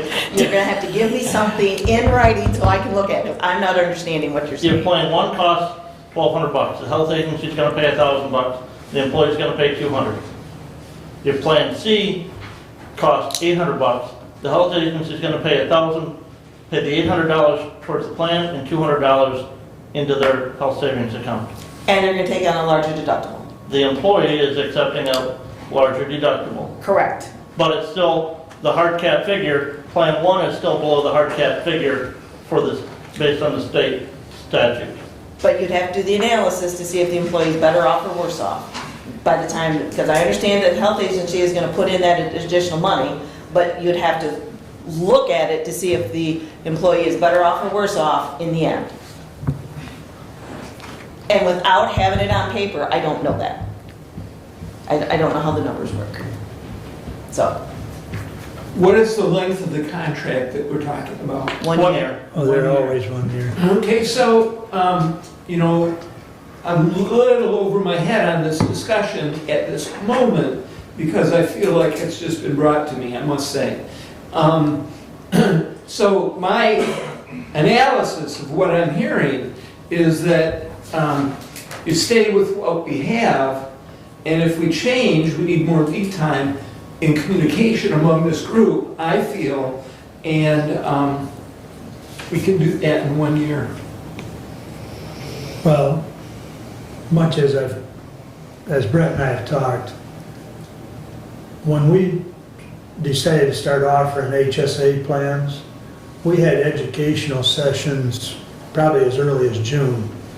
And so if there's any discussion of change into hard cap or even to a different provider, those discussions need to happen much earlier in the year. And, you know, I greatly respect the opinion of the committee. We've had the committee probably 5 years now, and their input is invaluable because they're the ones, I mean, committee members are scattered. You know, in other words, there's pretty much 1 or 2 from each department or group of employees. And so their input is invaluable. And resoundedly, they want to stay put. So, And Commissioner, I will give you this. It's hard to say, well, we're gonna switch in August, because you're not gonna have rates for January 1 until October 1, at the earliest. So It doesn't matter who the carrier is, you're not going to have rates until at least October 1. So my comment still is that I'm sitting here at, 10:30, and I'm being asked to make a big decision that I haven't had prior information on. I don't feel, if I have had prior information, I missed it, And so my vote is to not change. Comment? I just wanted to follow up that I can recall when you talk about experience rating, that the discussion was that we had a small number of employees when we had Blue Cross Blue Shield that were the contributing factor to the fact that we had significantly large rate increases the following year. So we had a handful of employees. So it was based on experience at that time. And that was, at least what was shared with the commission, that was the attributable reason for those double-digit premium increases that we received. Well, and that varies from year to year depending on, I mean, there's, no one can predict the experience or the utilization based on employee health, you know, and yes, a handful of employees can change the utilization for the whole group, but you really have no way of predicting that, unfortunately. And that's one of the factors that carriers look at, is the experience or utilization. Yeah. You know. And that's the key thing. Prior to the ACA, you switched to a new large group carrier, they didn't care what the rate utilization was. Now, that's part of the requirement. They have to be provided that loss experience factor from your current carrier to use that in their rating as well. Right. I think we need to either have a consensus or a motion so that Derek can move forward as far as setting up open enrollment. And I think, you know, the committee's desire is to stay with priority. And I also want to say, as I said a few minutes ago, we probably need to have the committee meeting in at least June and have John O'Connor go over some of the options and more of the educational piece like we've done in years past. My motion is to maintain priority for our health insurance program. Support. Further discussion? All in favor, signify by saying aye. Aye. Opposed, same sign. Aye. The way I counted, it's 4-1. But good discussion, and thank you. So, and we'll look forward to open enrollment, and I'll get some meetings tentatively set up with John so we can have, you know, better educational component. So, all right. Next. Mr. Brad, you're up, sir. Thank you. Following our last meeting, I did attend the semi-annual meeting of the River Basin Watershed Council at Hinton Lake Gardens. MSU does maintain a very nice facility over there. I would encourage my fellow commissioners to visit. I did mention that there was discussion about increasing the dues. There was a review of the rationale behind that. Evidently, back during the Great Recession years, they actually reduced their annual dues by half. And the idea was to, at this point, now that units of government have economically recovered, the public has recovered, that they would look at returning back to what they had previously assessed in dues. There was no action taken on that, and it will require a vote at one of those semi-annual meetings in order to raise them. So at the point right now we are at, that dues will remain the same. They do have a new satellite office in Tecumseh, and I believe that there was an email today. I did not open it, but I see that we did receive an email on that. They are having an open house for those offices, and I would encourage you to go over and visit them. They are very, very nice. Wacker Corporation actually donated office furniture, and they have some really, really nice looking offices over there. They are also hoping, this year they had AmeriCorps volunteers to help with clean up on the river, and they're hoping to have that renewed for next year. The Hillsdale County Fire Academy will commence on January the 9th. If you have fire departments within your districts, make sure they are aware of that. And I will also be part of that instructor cadre for the coming Fire Academy. Prevention Works will meet this Thursday. We are continuing to work on our 2022-23 action plan. We will hold our second work group meeting on that on November the 14th. Commissioner Wiley and I met on October the 26th with Dr. Casson, our county medical examiner, representatives from the Sheriff's Department as well. There were some concerns as far as conveyance of information. I think that meeting went really, really well. Everyone was satisfied with the outcomes of that, and I think we have a better understanding of everyone's roles from that. Moving forward, we are going to look at meeting probably on a quarterly basis, just to make sure that there are no concerns that remain unaddressed, and we will probably also ask a representative from the prosecuting attorney's office to participate in that well, because some of those questions that arose at that were pertaining to roles with the prosecutor as well. We also will be meeting with Jackson County and Lenawee County, so Commissioner Wiley and myself in December. I believe it's the 7th of December, Yes. in Jackson. We are looking at the possibility of establishing a 3-county collaborative. We currently have a partnership, Hillsdale and Lenawee County. And as Dr. Casson moves towards retirement, he would like to, number one, get a new full medical examiner, and then he step into a deputy role as that person gets trained up, and also look at the possibility, since we use the Morgan Jackson, of creating a 3-county collaborative. That would also increase the number of medical examiner investigators that we have available, and hopefully speed up the time. We currently only have one of those MEIs here in Hillsdale County, so we're very dependent on getting those out of Hillsdale County. The Public Safety Committee, Commissioner Angles and myself, we met with representatives of the Michigan State Police, the City of Hillsdale, and the Sheriff's Department to discuss ongoing capacity issues at our county jail. I have reported previously that we have been at or exceeding our mandated capacity that we have for that facility.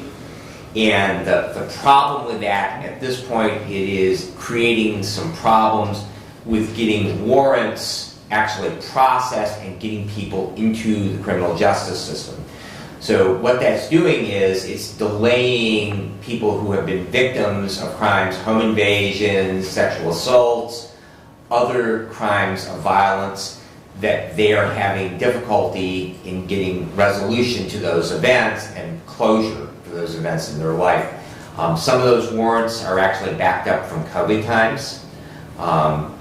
We actually weren't taking people during COVID because we didn't want the potential of bringing COVID into the jail, and so we weren't arresting people. So basically we've created that proverbial pig in the python where we have over 300 warrants at this point which have not been processed. I do have made arrangements today. I actually visited with Laura Ray last week and spoke with Judge Siverson today. She and I will be scheduling a meeting to see if we can do something in regards to at least get those people who have those warrants out for the arrest processed, get them arraigned and into the system, get public defenders assigned where that is appropriate, and then start moving that process along. We also are probably going to have to look at allocating some additional funding in the coming year to housing inmates outside of Hillsdale County because we are at capacity. I know that the sheriff has reached out to Branch County. They do have some capacity available. Lenawee County has a new jail, however, they have staffing issues and are unable to house additional inmates from outside the county. The same applies with Jackson County. Lieutenant Rod, who is the representative of state police post for Hillsdale County, is in Jackson, and he expressed that Jackson County is having the same issues there as far as staffing and getting those inmates housed. We also reviewed a 2003 plan that was drawn up for an expansion on the jail. Commissioner Ingalls took that, and I believe that he's left it back in the Commissioner's office if you would like to take a look at that. Moving forward towards the future, we are potentially going to have to look at some renovations and potentially some expansion in cell facilities for our jail. I will tell you that my first approximation analysis on that is if you build it, they will come. In other words, if we add 30 cells, we'll probably fill 30 cells. So I don't know that I'm a huge proponent of the idea of expanding the capacity of the jail. But at least short term, to deal with the ongoing issues from the pandemic, we probably are going to have to look at housing inmates outside of the county, and that is going to involve the appropriation of some additional resources for that. The 911 board will meet next week. I did attend the County Medical Control Authority on November the 3rd. That right now we are meeting as a work group because we do not have a quorum that is coming, and so we are unable to actually make any final decisions on any things that come before the board. However, work continues on revising our bylaws. The state of Michigan has told the hospital and the Medical Control Authority that our current bylaws do not meet the standards set forth by the state for those, and so we are hoping to have those ready by December for review by all of the members, the current members of the Medical Control Authority, and to have those voted on so that we can have those in place moving on towards 2023. Yesterday we had a meeting out at the ISD to discuss the issue of potential for a school resource officer or school resource officers for Hillsdale County. Commissioner Ingalls and myself were there along with the ISD superintendent, Hillsdale Community School Superintendent, Jonesville Community School Superintendent, as well as the sheriff and a couple of other ISD employees. We did talk about the potential funding from the state. There is a $25,000 per school district matching grant, and I emphasize matching, so in other words, that there is an appropriation for up to $25,000. However, the local district would have to match an additional $25,000. They can put more in. Also, the sheriff said that the cost, if we were to use a deputy from our sheriff's department, is about $85,000 a year. And so consequently, even utilizing that funding, it would not be enough to pay for one additional position.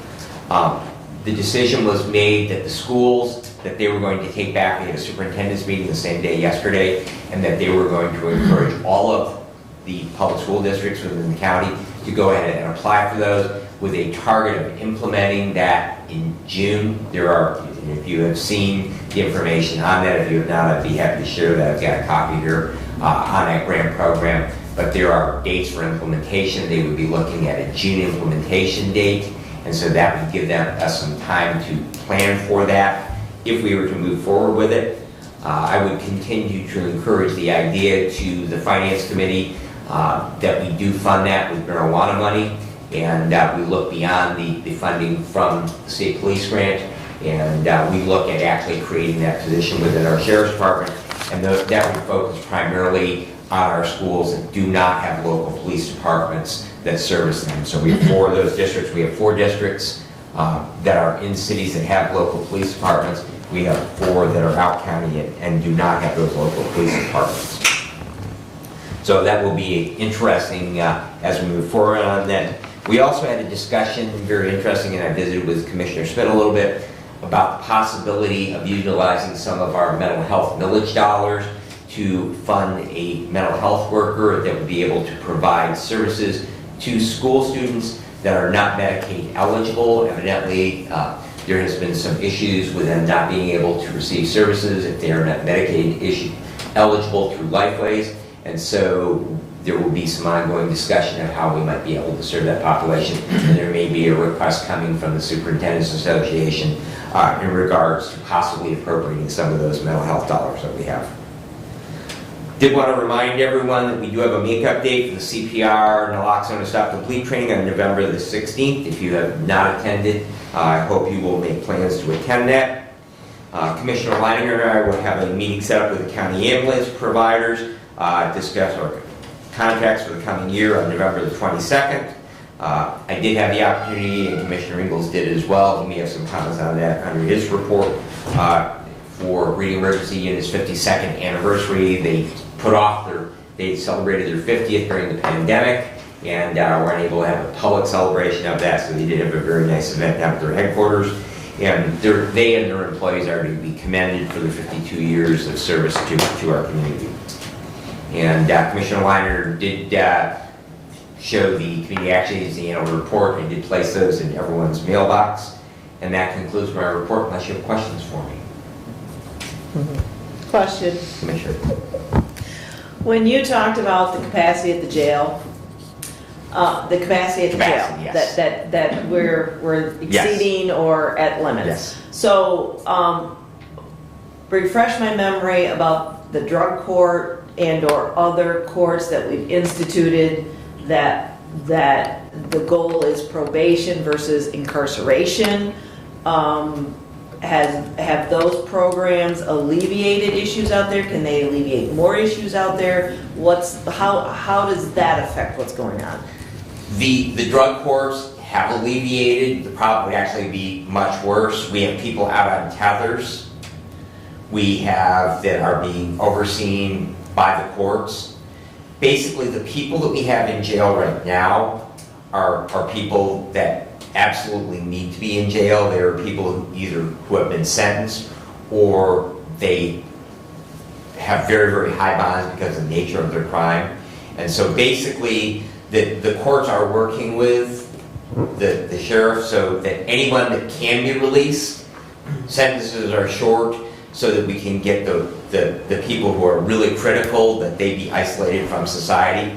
We also have kind of an interesting issue with a juvenile offender who has to be segregated from the rest of the population, but there's no facility where that juvenile can be housed, and so we are actually housing them in county because of the nature of the crime that they are being held for.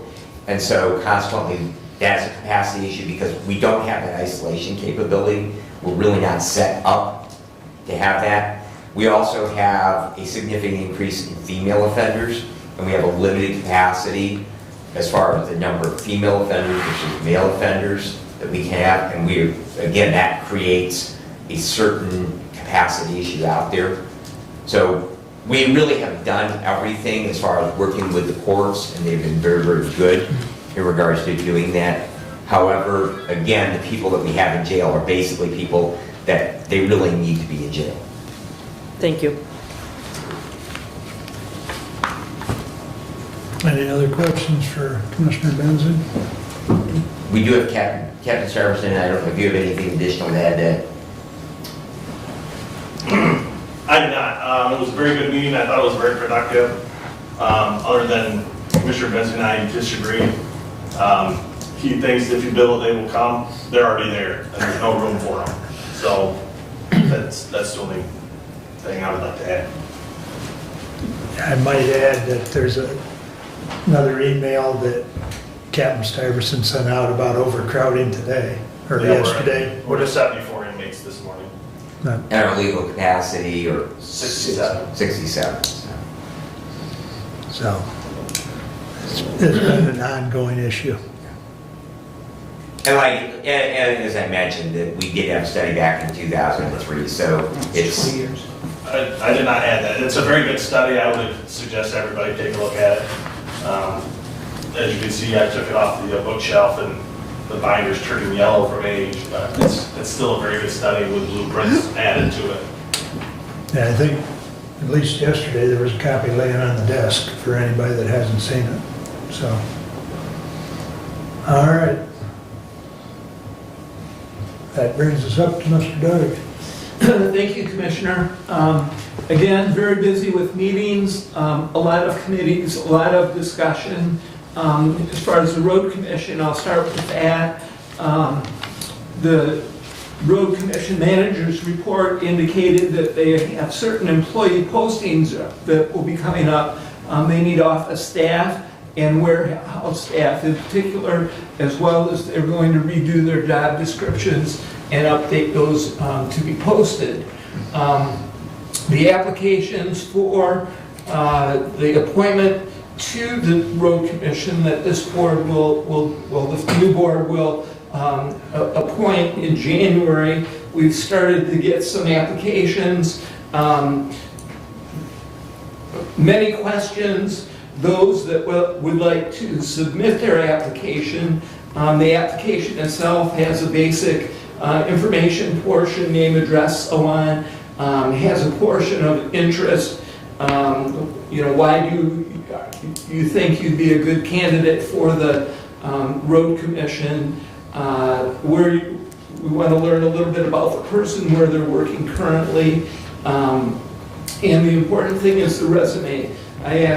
We asked that the applicants do supply a resume for those that have already submitted their application. If they would like to edit their application, that's available for edit or addition to their application. For those that have not applied yet, remember that the date is December 15th by 5 o'clock at the clerk's office. So any edits or applications, if we could take that information out to the townships, that would be greatly appreciated. I did send an email to all the township clerks.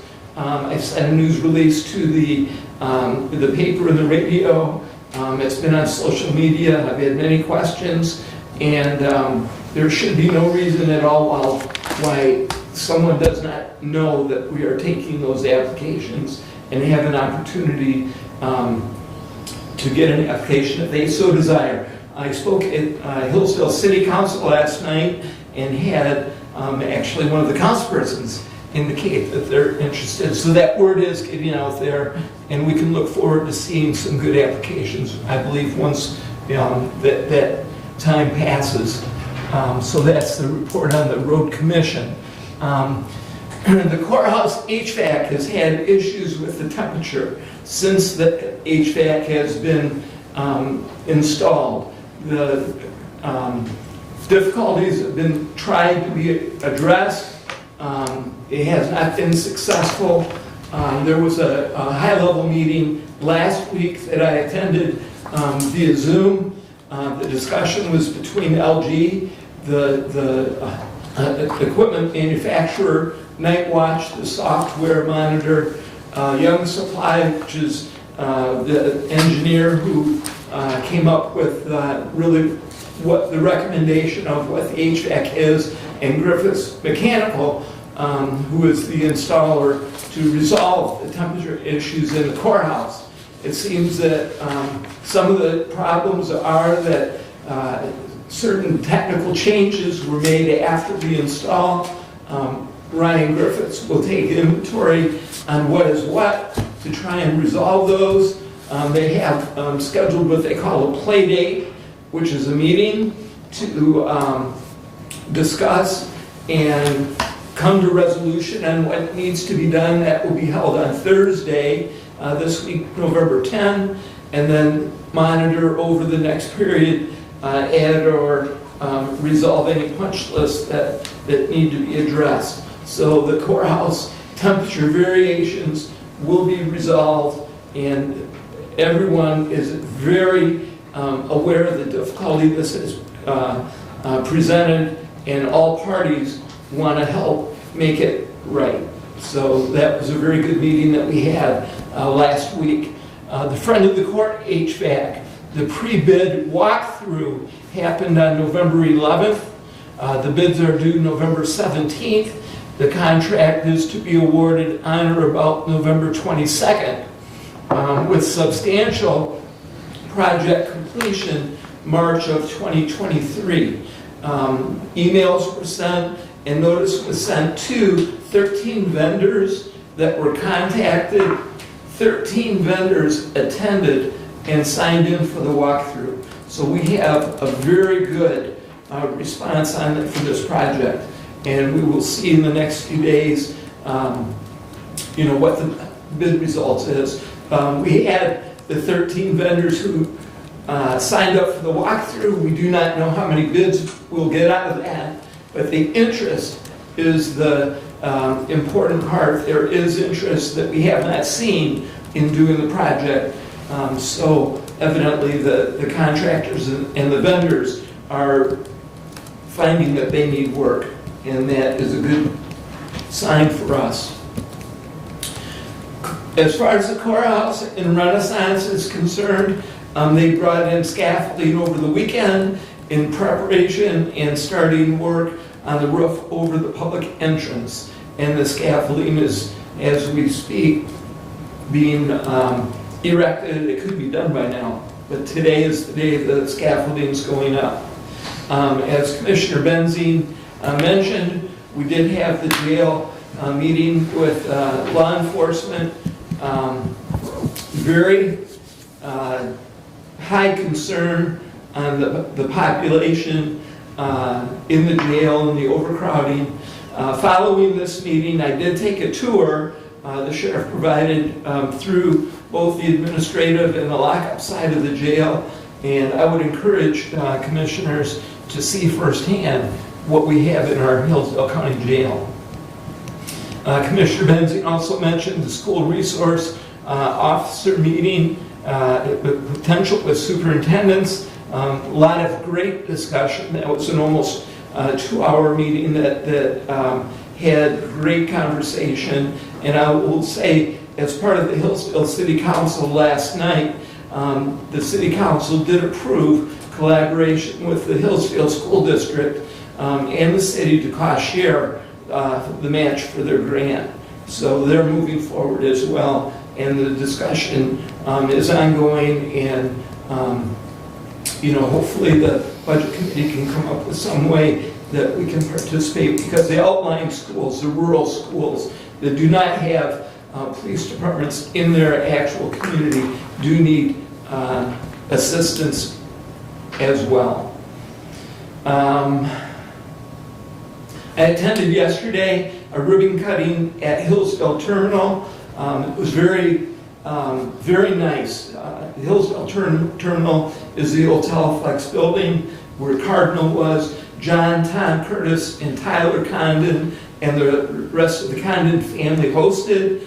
The attendees were from EDP, City of Hillsdale, Representative Fink, and myself. The old Teleflex building had been renovated by Cardinal, and the office space. The Condon family at Hillsdale Terminal now are renovating the 85,000 square foot building, which will become office, warehouse, and manufacturing.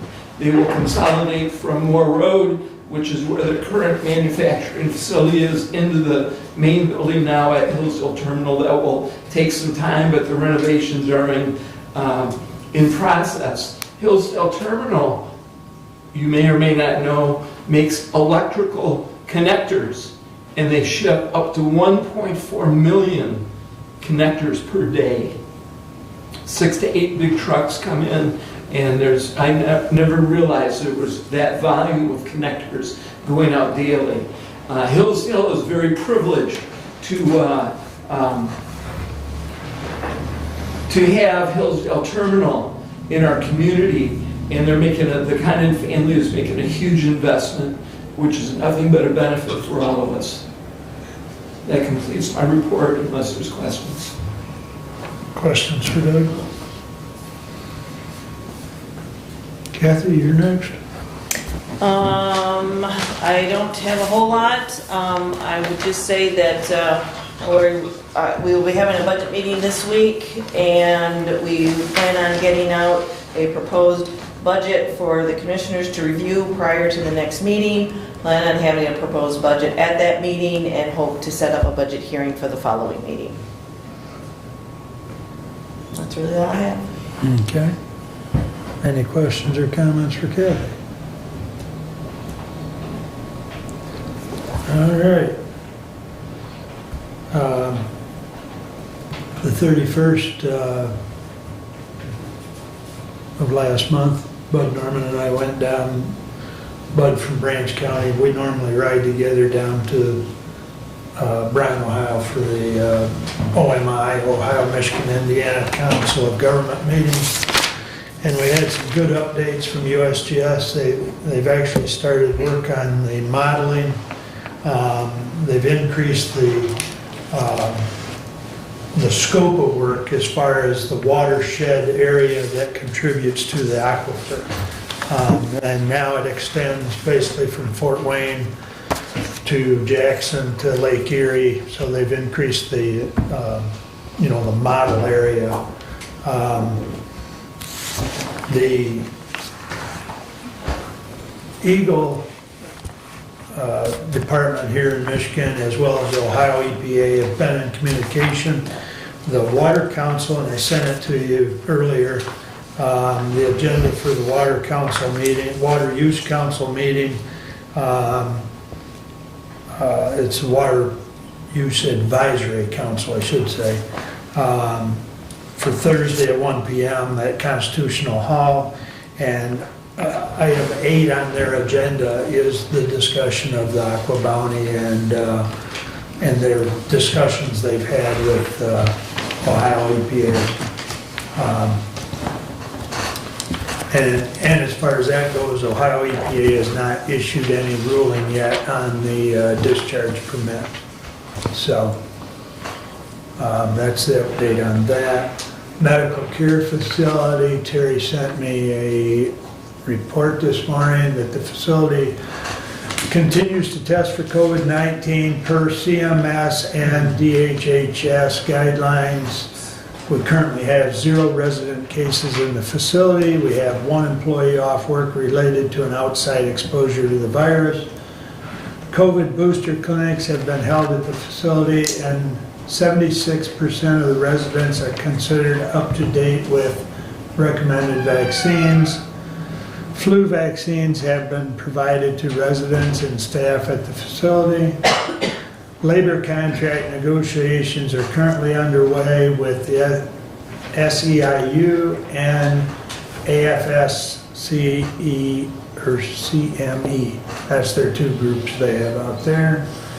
Health insurance quotes are finalized, and they are looking at 2 options for open enrollment in late November. Visiting, communal dining, and group activities are continuing at the facility, and masking is still required per CMS and community positive rates. Today, Hillsdale County has a positive percentage rate of 15.35%.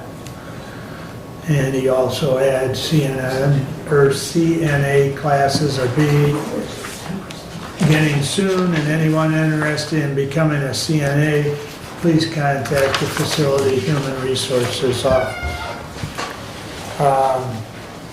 Renee indicated earlier, and I would invite anybody that is interested for the Veterans Day service there at the courthouse at 11 a.m. on Friday. And a reminder, correct me if I'm wrong, Jody, but we are closed for Veterans Day? Yes. And I had a facility meeting with Lifeways last night, and we had a little discussion. We're still looking at the Hillsdale facility as far as renovations. So that continues on, that discussion is ongoing, and I have the Lifeway Finance meeting this afternoon at 4. And opioid dollars, and I just did text Derek, we still don't have any of the opioid dollars that we had been promised earlier in the year. I will be making a call to Mark Bernstein after this meeting. The emails I've got from him, as well as the other attorney, thank you. It seems the issue right now is Ottawa County has filed a motion challenging the distribution formula. And so that's gotten things Delayed. Thank you.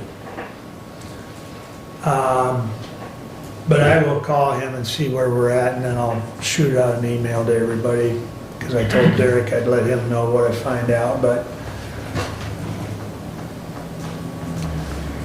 we've talked about using these opioid dollars for one thing or another, and here we sit and we still don't have them.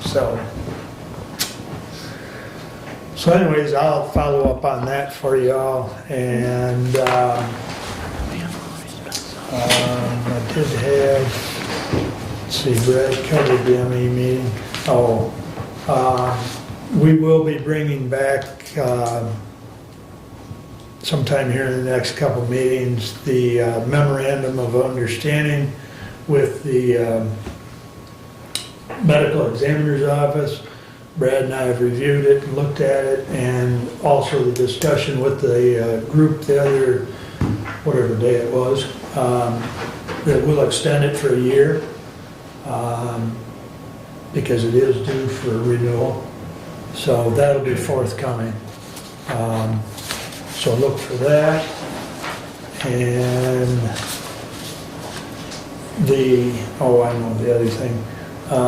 Bev talked about it earlier about a resolution. The resolution that we have on the books that was done 2018. Thank you. It's still on the books, it's still valid, and the resolution still says exactly what we felt at the time. Now, if anyone doesn't like the wording of that resolution, you're more than welcome to bring it forward, but the one that Williams County sent to me, that they're distributing, I had discussion with Bud Norman, I had discussion with some other folks within the council.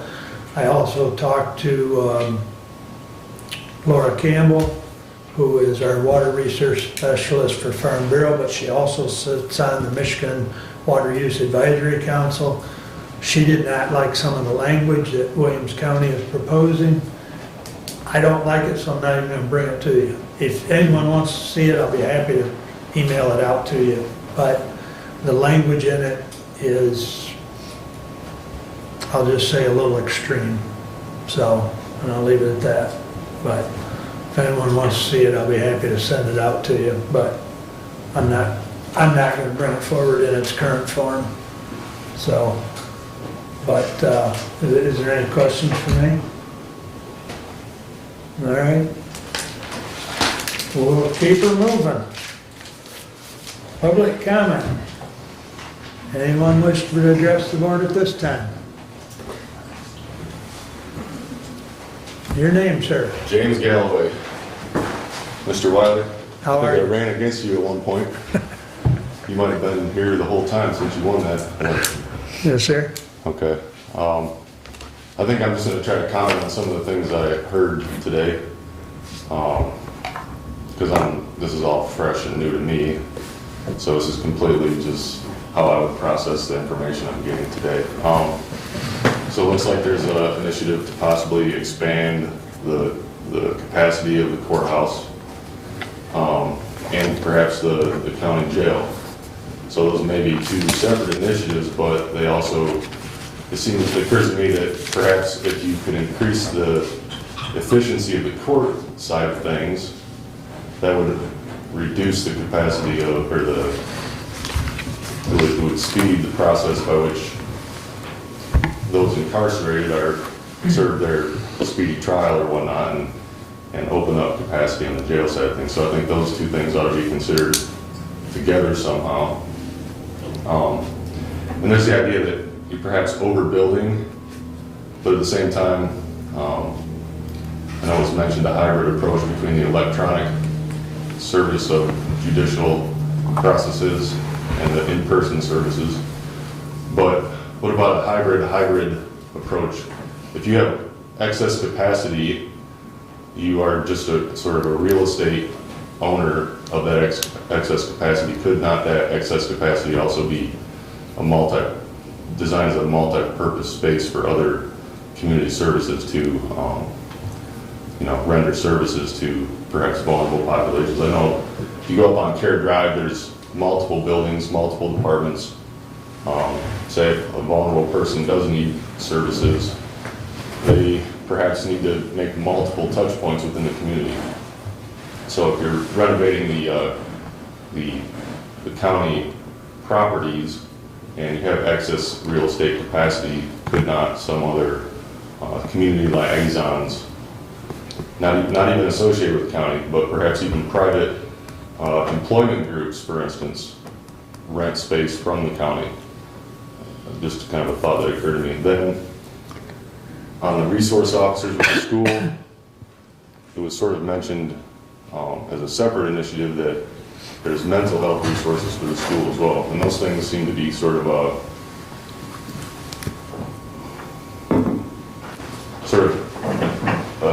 what's the word I'm looking for? If you increase mental health service capacity, you may sort of decrease your need for police capacity And I think a lot of the folks that end up perhaps incarcerated as adults, their issues start much earlier in life when they're sort of under the guardianship of schools and parents and whatnot. So I think, I know the county itself has very limited powers, but to what extent the county can work with other community resources to deliver mental health resources into the schools perhaps,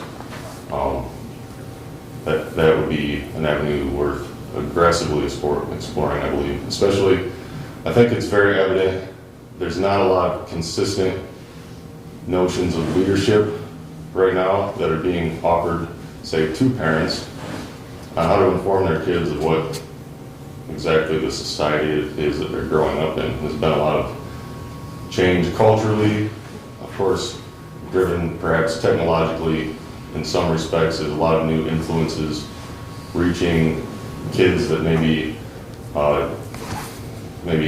expand their individuation beyond what parents and local communities are desiring of them. And so perhaps we also need more sort of intergovernment coordination on what are the actual sort of local mores that we're expecting people living here to sort of abide by. And that's kind of this whole culture war, you know, what part of culture actually translates itself into law, and then how can we communicate that law in a ubiquitous manner so that people are getting consistent messaging so that they know their kids are they're instructing their kids towards a life that they will have an opportunity to fit, not just in their subgroup, but within the broader class. And I think, interestingly enough, so the Ten Commandments, we have a separation of church and state, but one of the functions of church is sort of this idea of a weekly regathering, you know, so people can touch base with their accountability partners. You know, if you're a poor kid, you show up to church and you're at church with some of the rich kids, you know, it kind of bleeds or blends society together in a way. So this idea of recongregating every week is only being accessed by, say, half the population. And I think a lot of the folks that might end up being incarcerated, for whatever reason, their parents either logistically can't afford a church attendance or they just seem isolated already. So if there was some kind of imaginative capacity to develop centers where folks who are sort of already kind of disenfranchised from the mainstream society around here to be able to gather and recongregate and lend each other accountability and, you know, kind of like, you know, emotional support. You've reached your 5 minutes. You kind of get the gist of that concept as well. So those are the things that I kind of wanted to comment from what I heard. Thank you. Thank you for your comments, James. Anyone else wish to address the board at this time? Glad to see you, Bob. Thank you. How are you this morning? Good, yourself? Yeah. Oh, I'm doing, you know, best you can, as I suspected anyway. My first off, the aquifer issue, I think most of you can also generate a little bit of time finding out about the Mississippi River. You know how devastating it is right now, putting barges up and where the grain is going, goes out that. But take a look at all the chutes, the small little rivers that shoot off. Those small little townships are losing their water.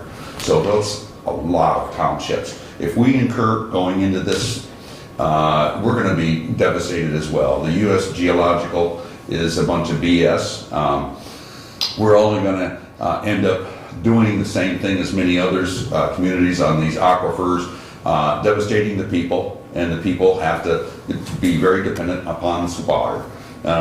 It's absurd. The other is, I had an opportunity anyway to go over to the Branch County Jail, and I did get to, you know, look at a few things, but I was also interested very much in what happened, you know, to the drawings, to the engineering of what would happen out here, ours, that even if we did get into the expansion, the value, which I don't understand, why are we then putting all this on, I'm going to say, towards the judges to allow them to try to give more leniency here and there? Their job is to ensure the public for what the laws are there. And with that, you know, we're kind of pushing them into the money issue about what our costs are supposed to be.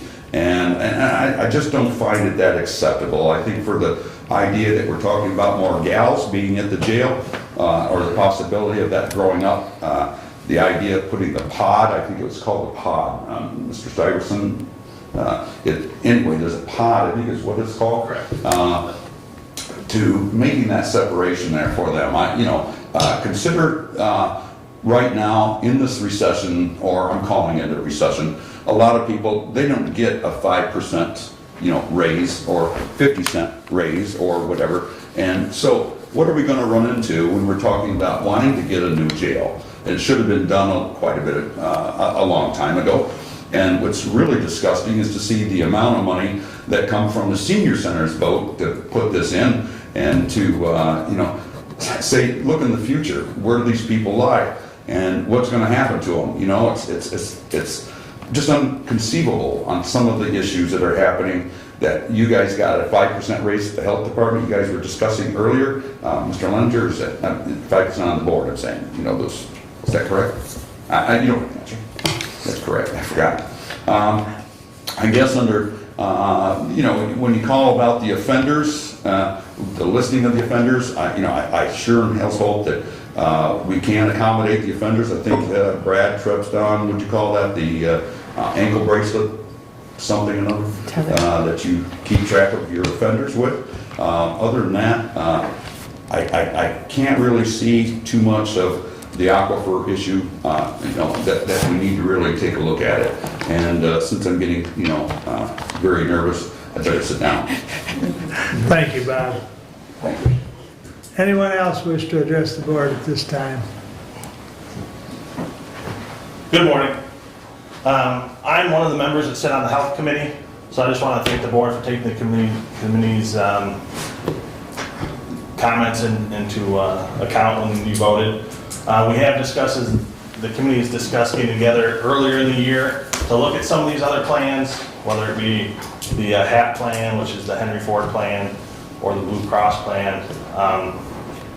Traditionally, insurance companies, they don't put their rates out until the end of the year to try to, nobody wants to make a decision with weeks left. And so, but we have discussed getting together earlier and trying to figure out if some of this would work better for the employees. Kathy, to answer some of your questions on the jail diversion programs, we currently have 32 inmates, either on a GPS tether or a portable breath test machine. And I don't have numbers for the drug courts on how many people they have that currently aren't in jail but are doing services through the drug court. But there's 32 inmates on GPS tether and or what we call the scram unit. Thank you. Yep, you're welcome. Thank you. Anyone else? All right, thank you for attending. Additional business. Doug? Yes, I attended Cindy Webb's retirement last Thursday. It was a great party, very nice. It was well attended, and it was well deserved, and thank you to Cindy. Yep, very good. Good cake, too. Brad? I just wanted to remind everyone that House Bill 6283 will be heard in committee on this Thursday, November the 10th at 8 a.m. HB 6283 is in regards to revisions in the Open Meetings Act to allow for electronic participation in public meetings. You can look that bill up relatively easily on the legislator's website. I have already spoken with Representative Fink. I have some very, very serious doubts about how we are limiting public access if we do allow electronic participation.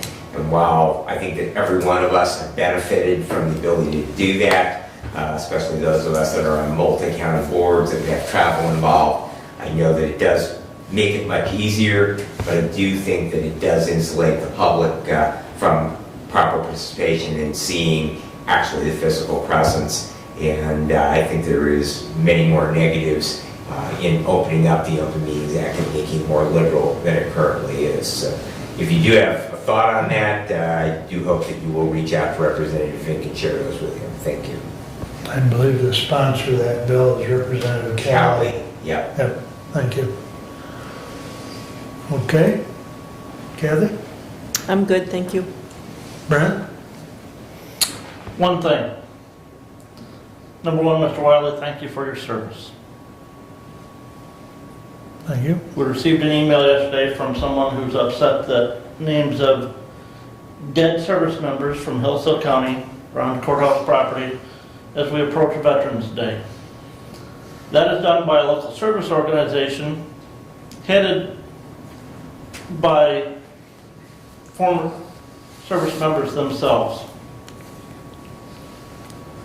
You know, we're 1 year and 11 days from one of the greatest speeches ever given in this country. That's the Gettysburg Address, given by President Lincoln. And a couple lines from that is, we cannot dedicate, we cannot consecrate, we cannot hallow this ground. The brave men, living and dead, who struggled here, have consecrated it far above our poor power to add or detract. The world will little note nor long remember what we say here, but it can never forget what they did here.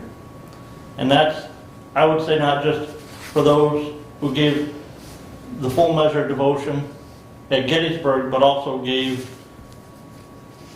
all around the world for this country.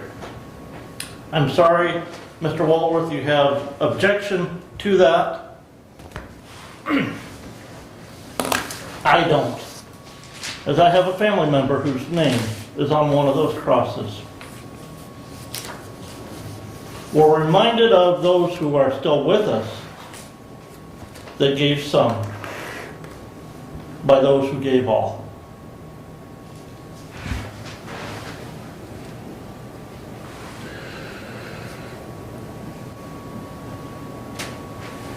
Mr. Walworth sent an email to all of us and noting that Veterans Day, originally known as Armistice Day, is a federal holiday in the United States, observed annually on November 11th for honoring military veterans of the United States Armed Forces who were discharged under conditions other than dishonorable.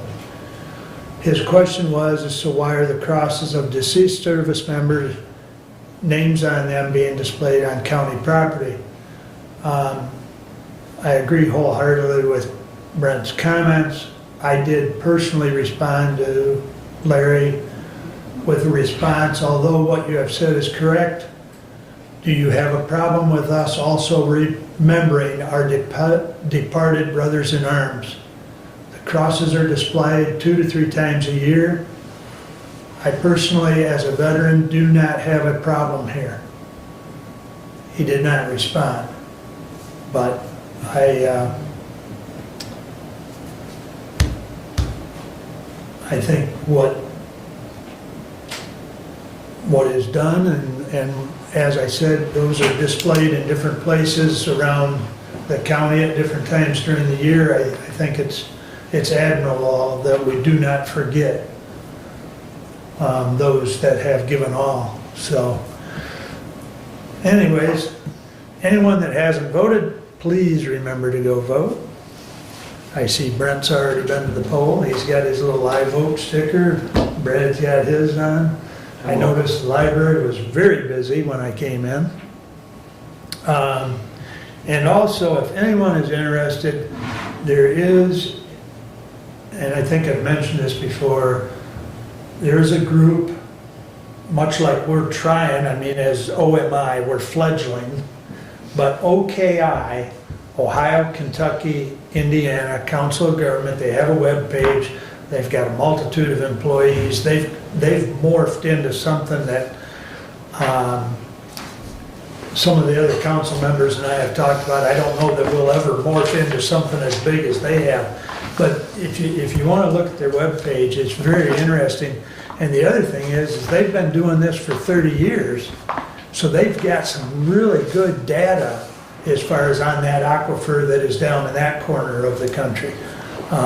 So that's kind of one of our goals, is that we'll have that data set at some point going forward.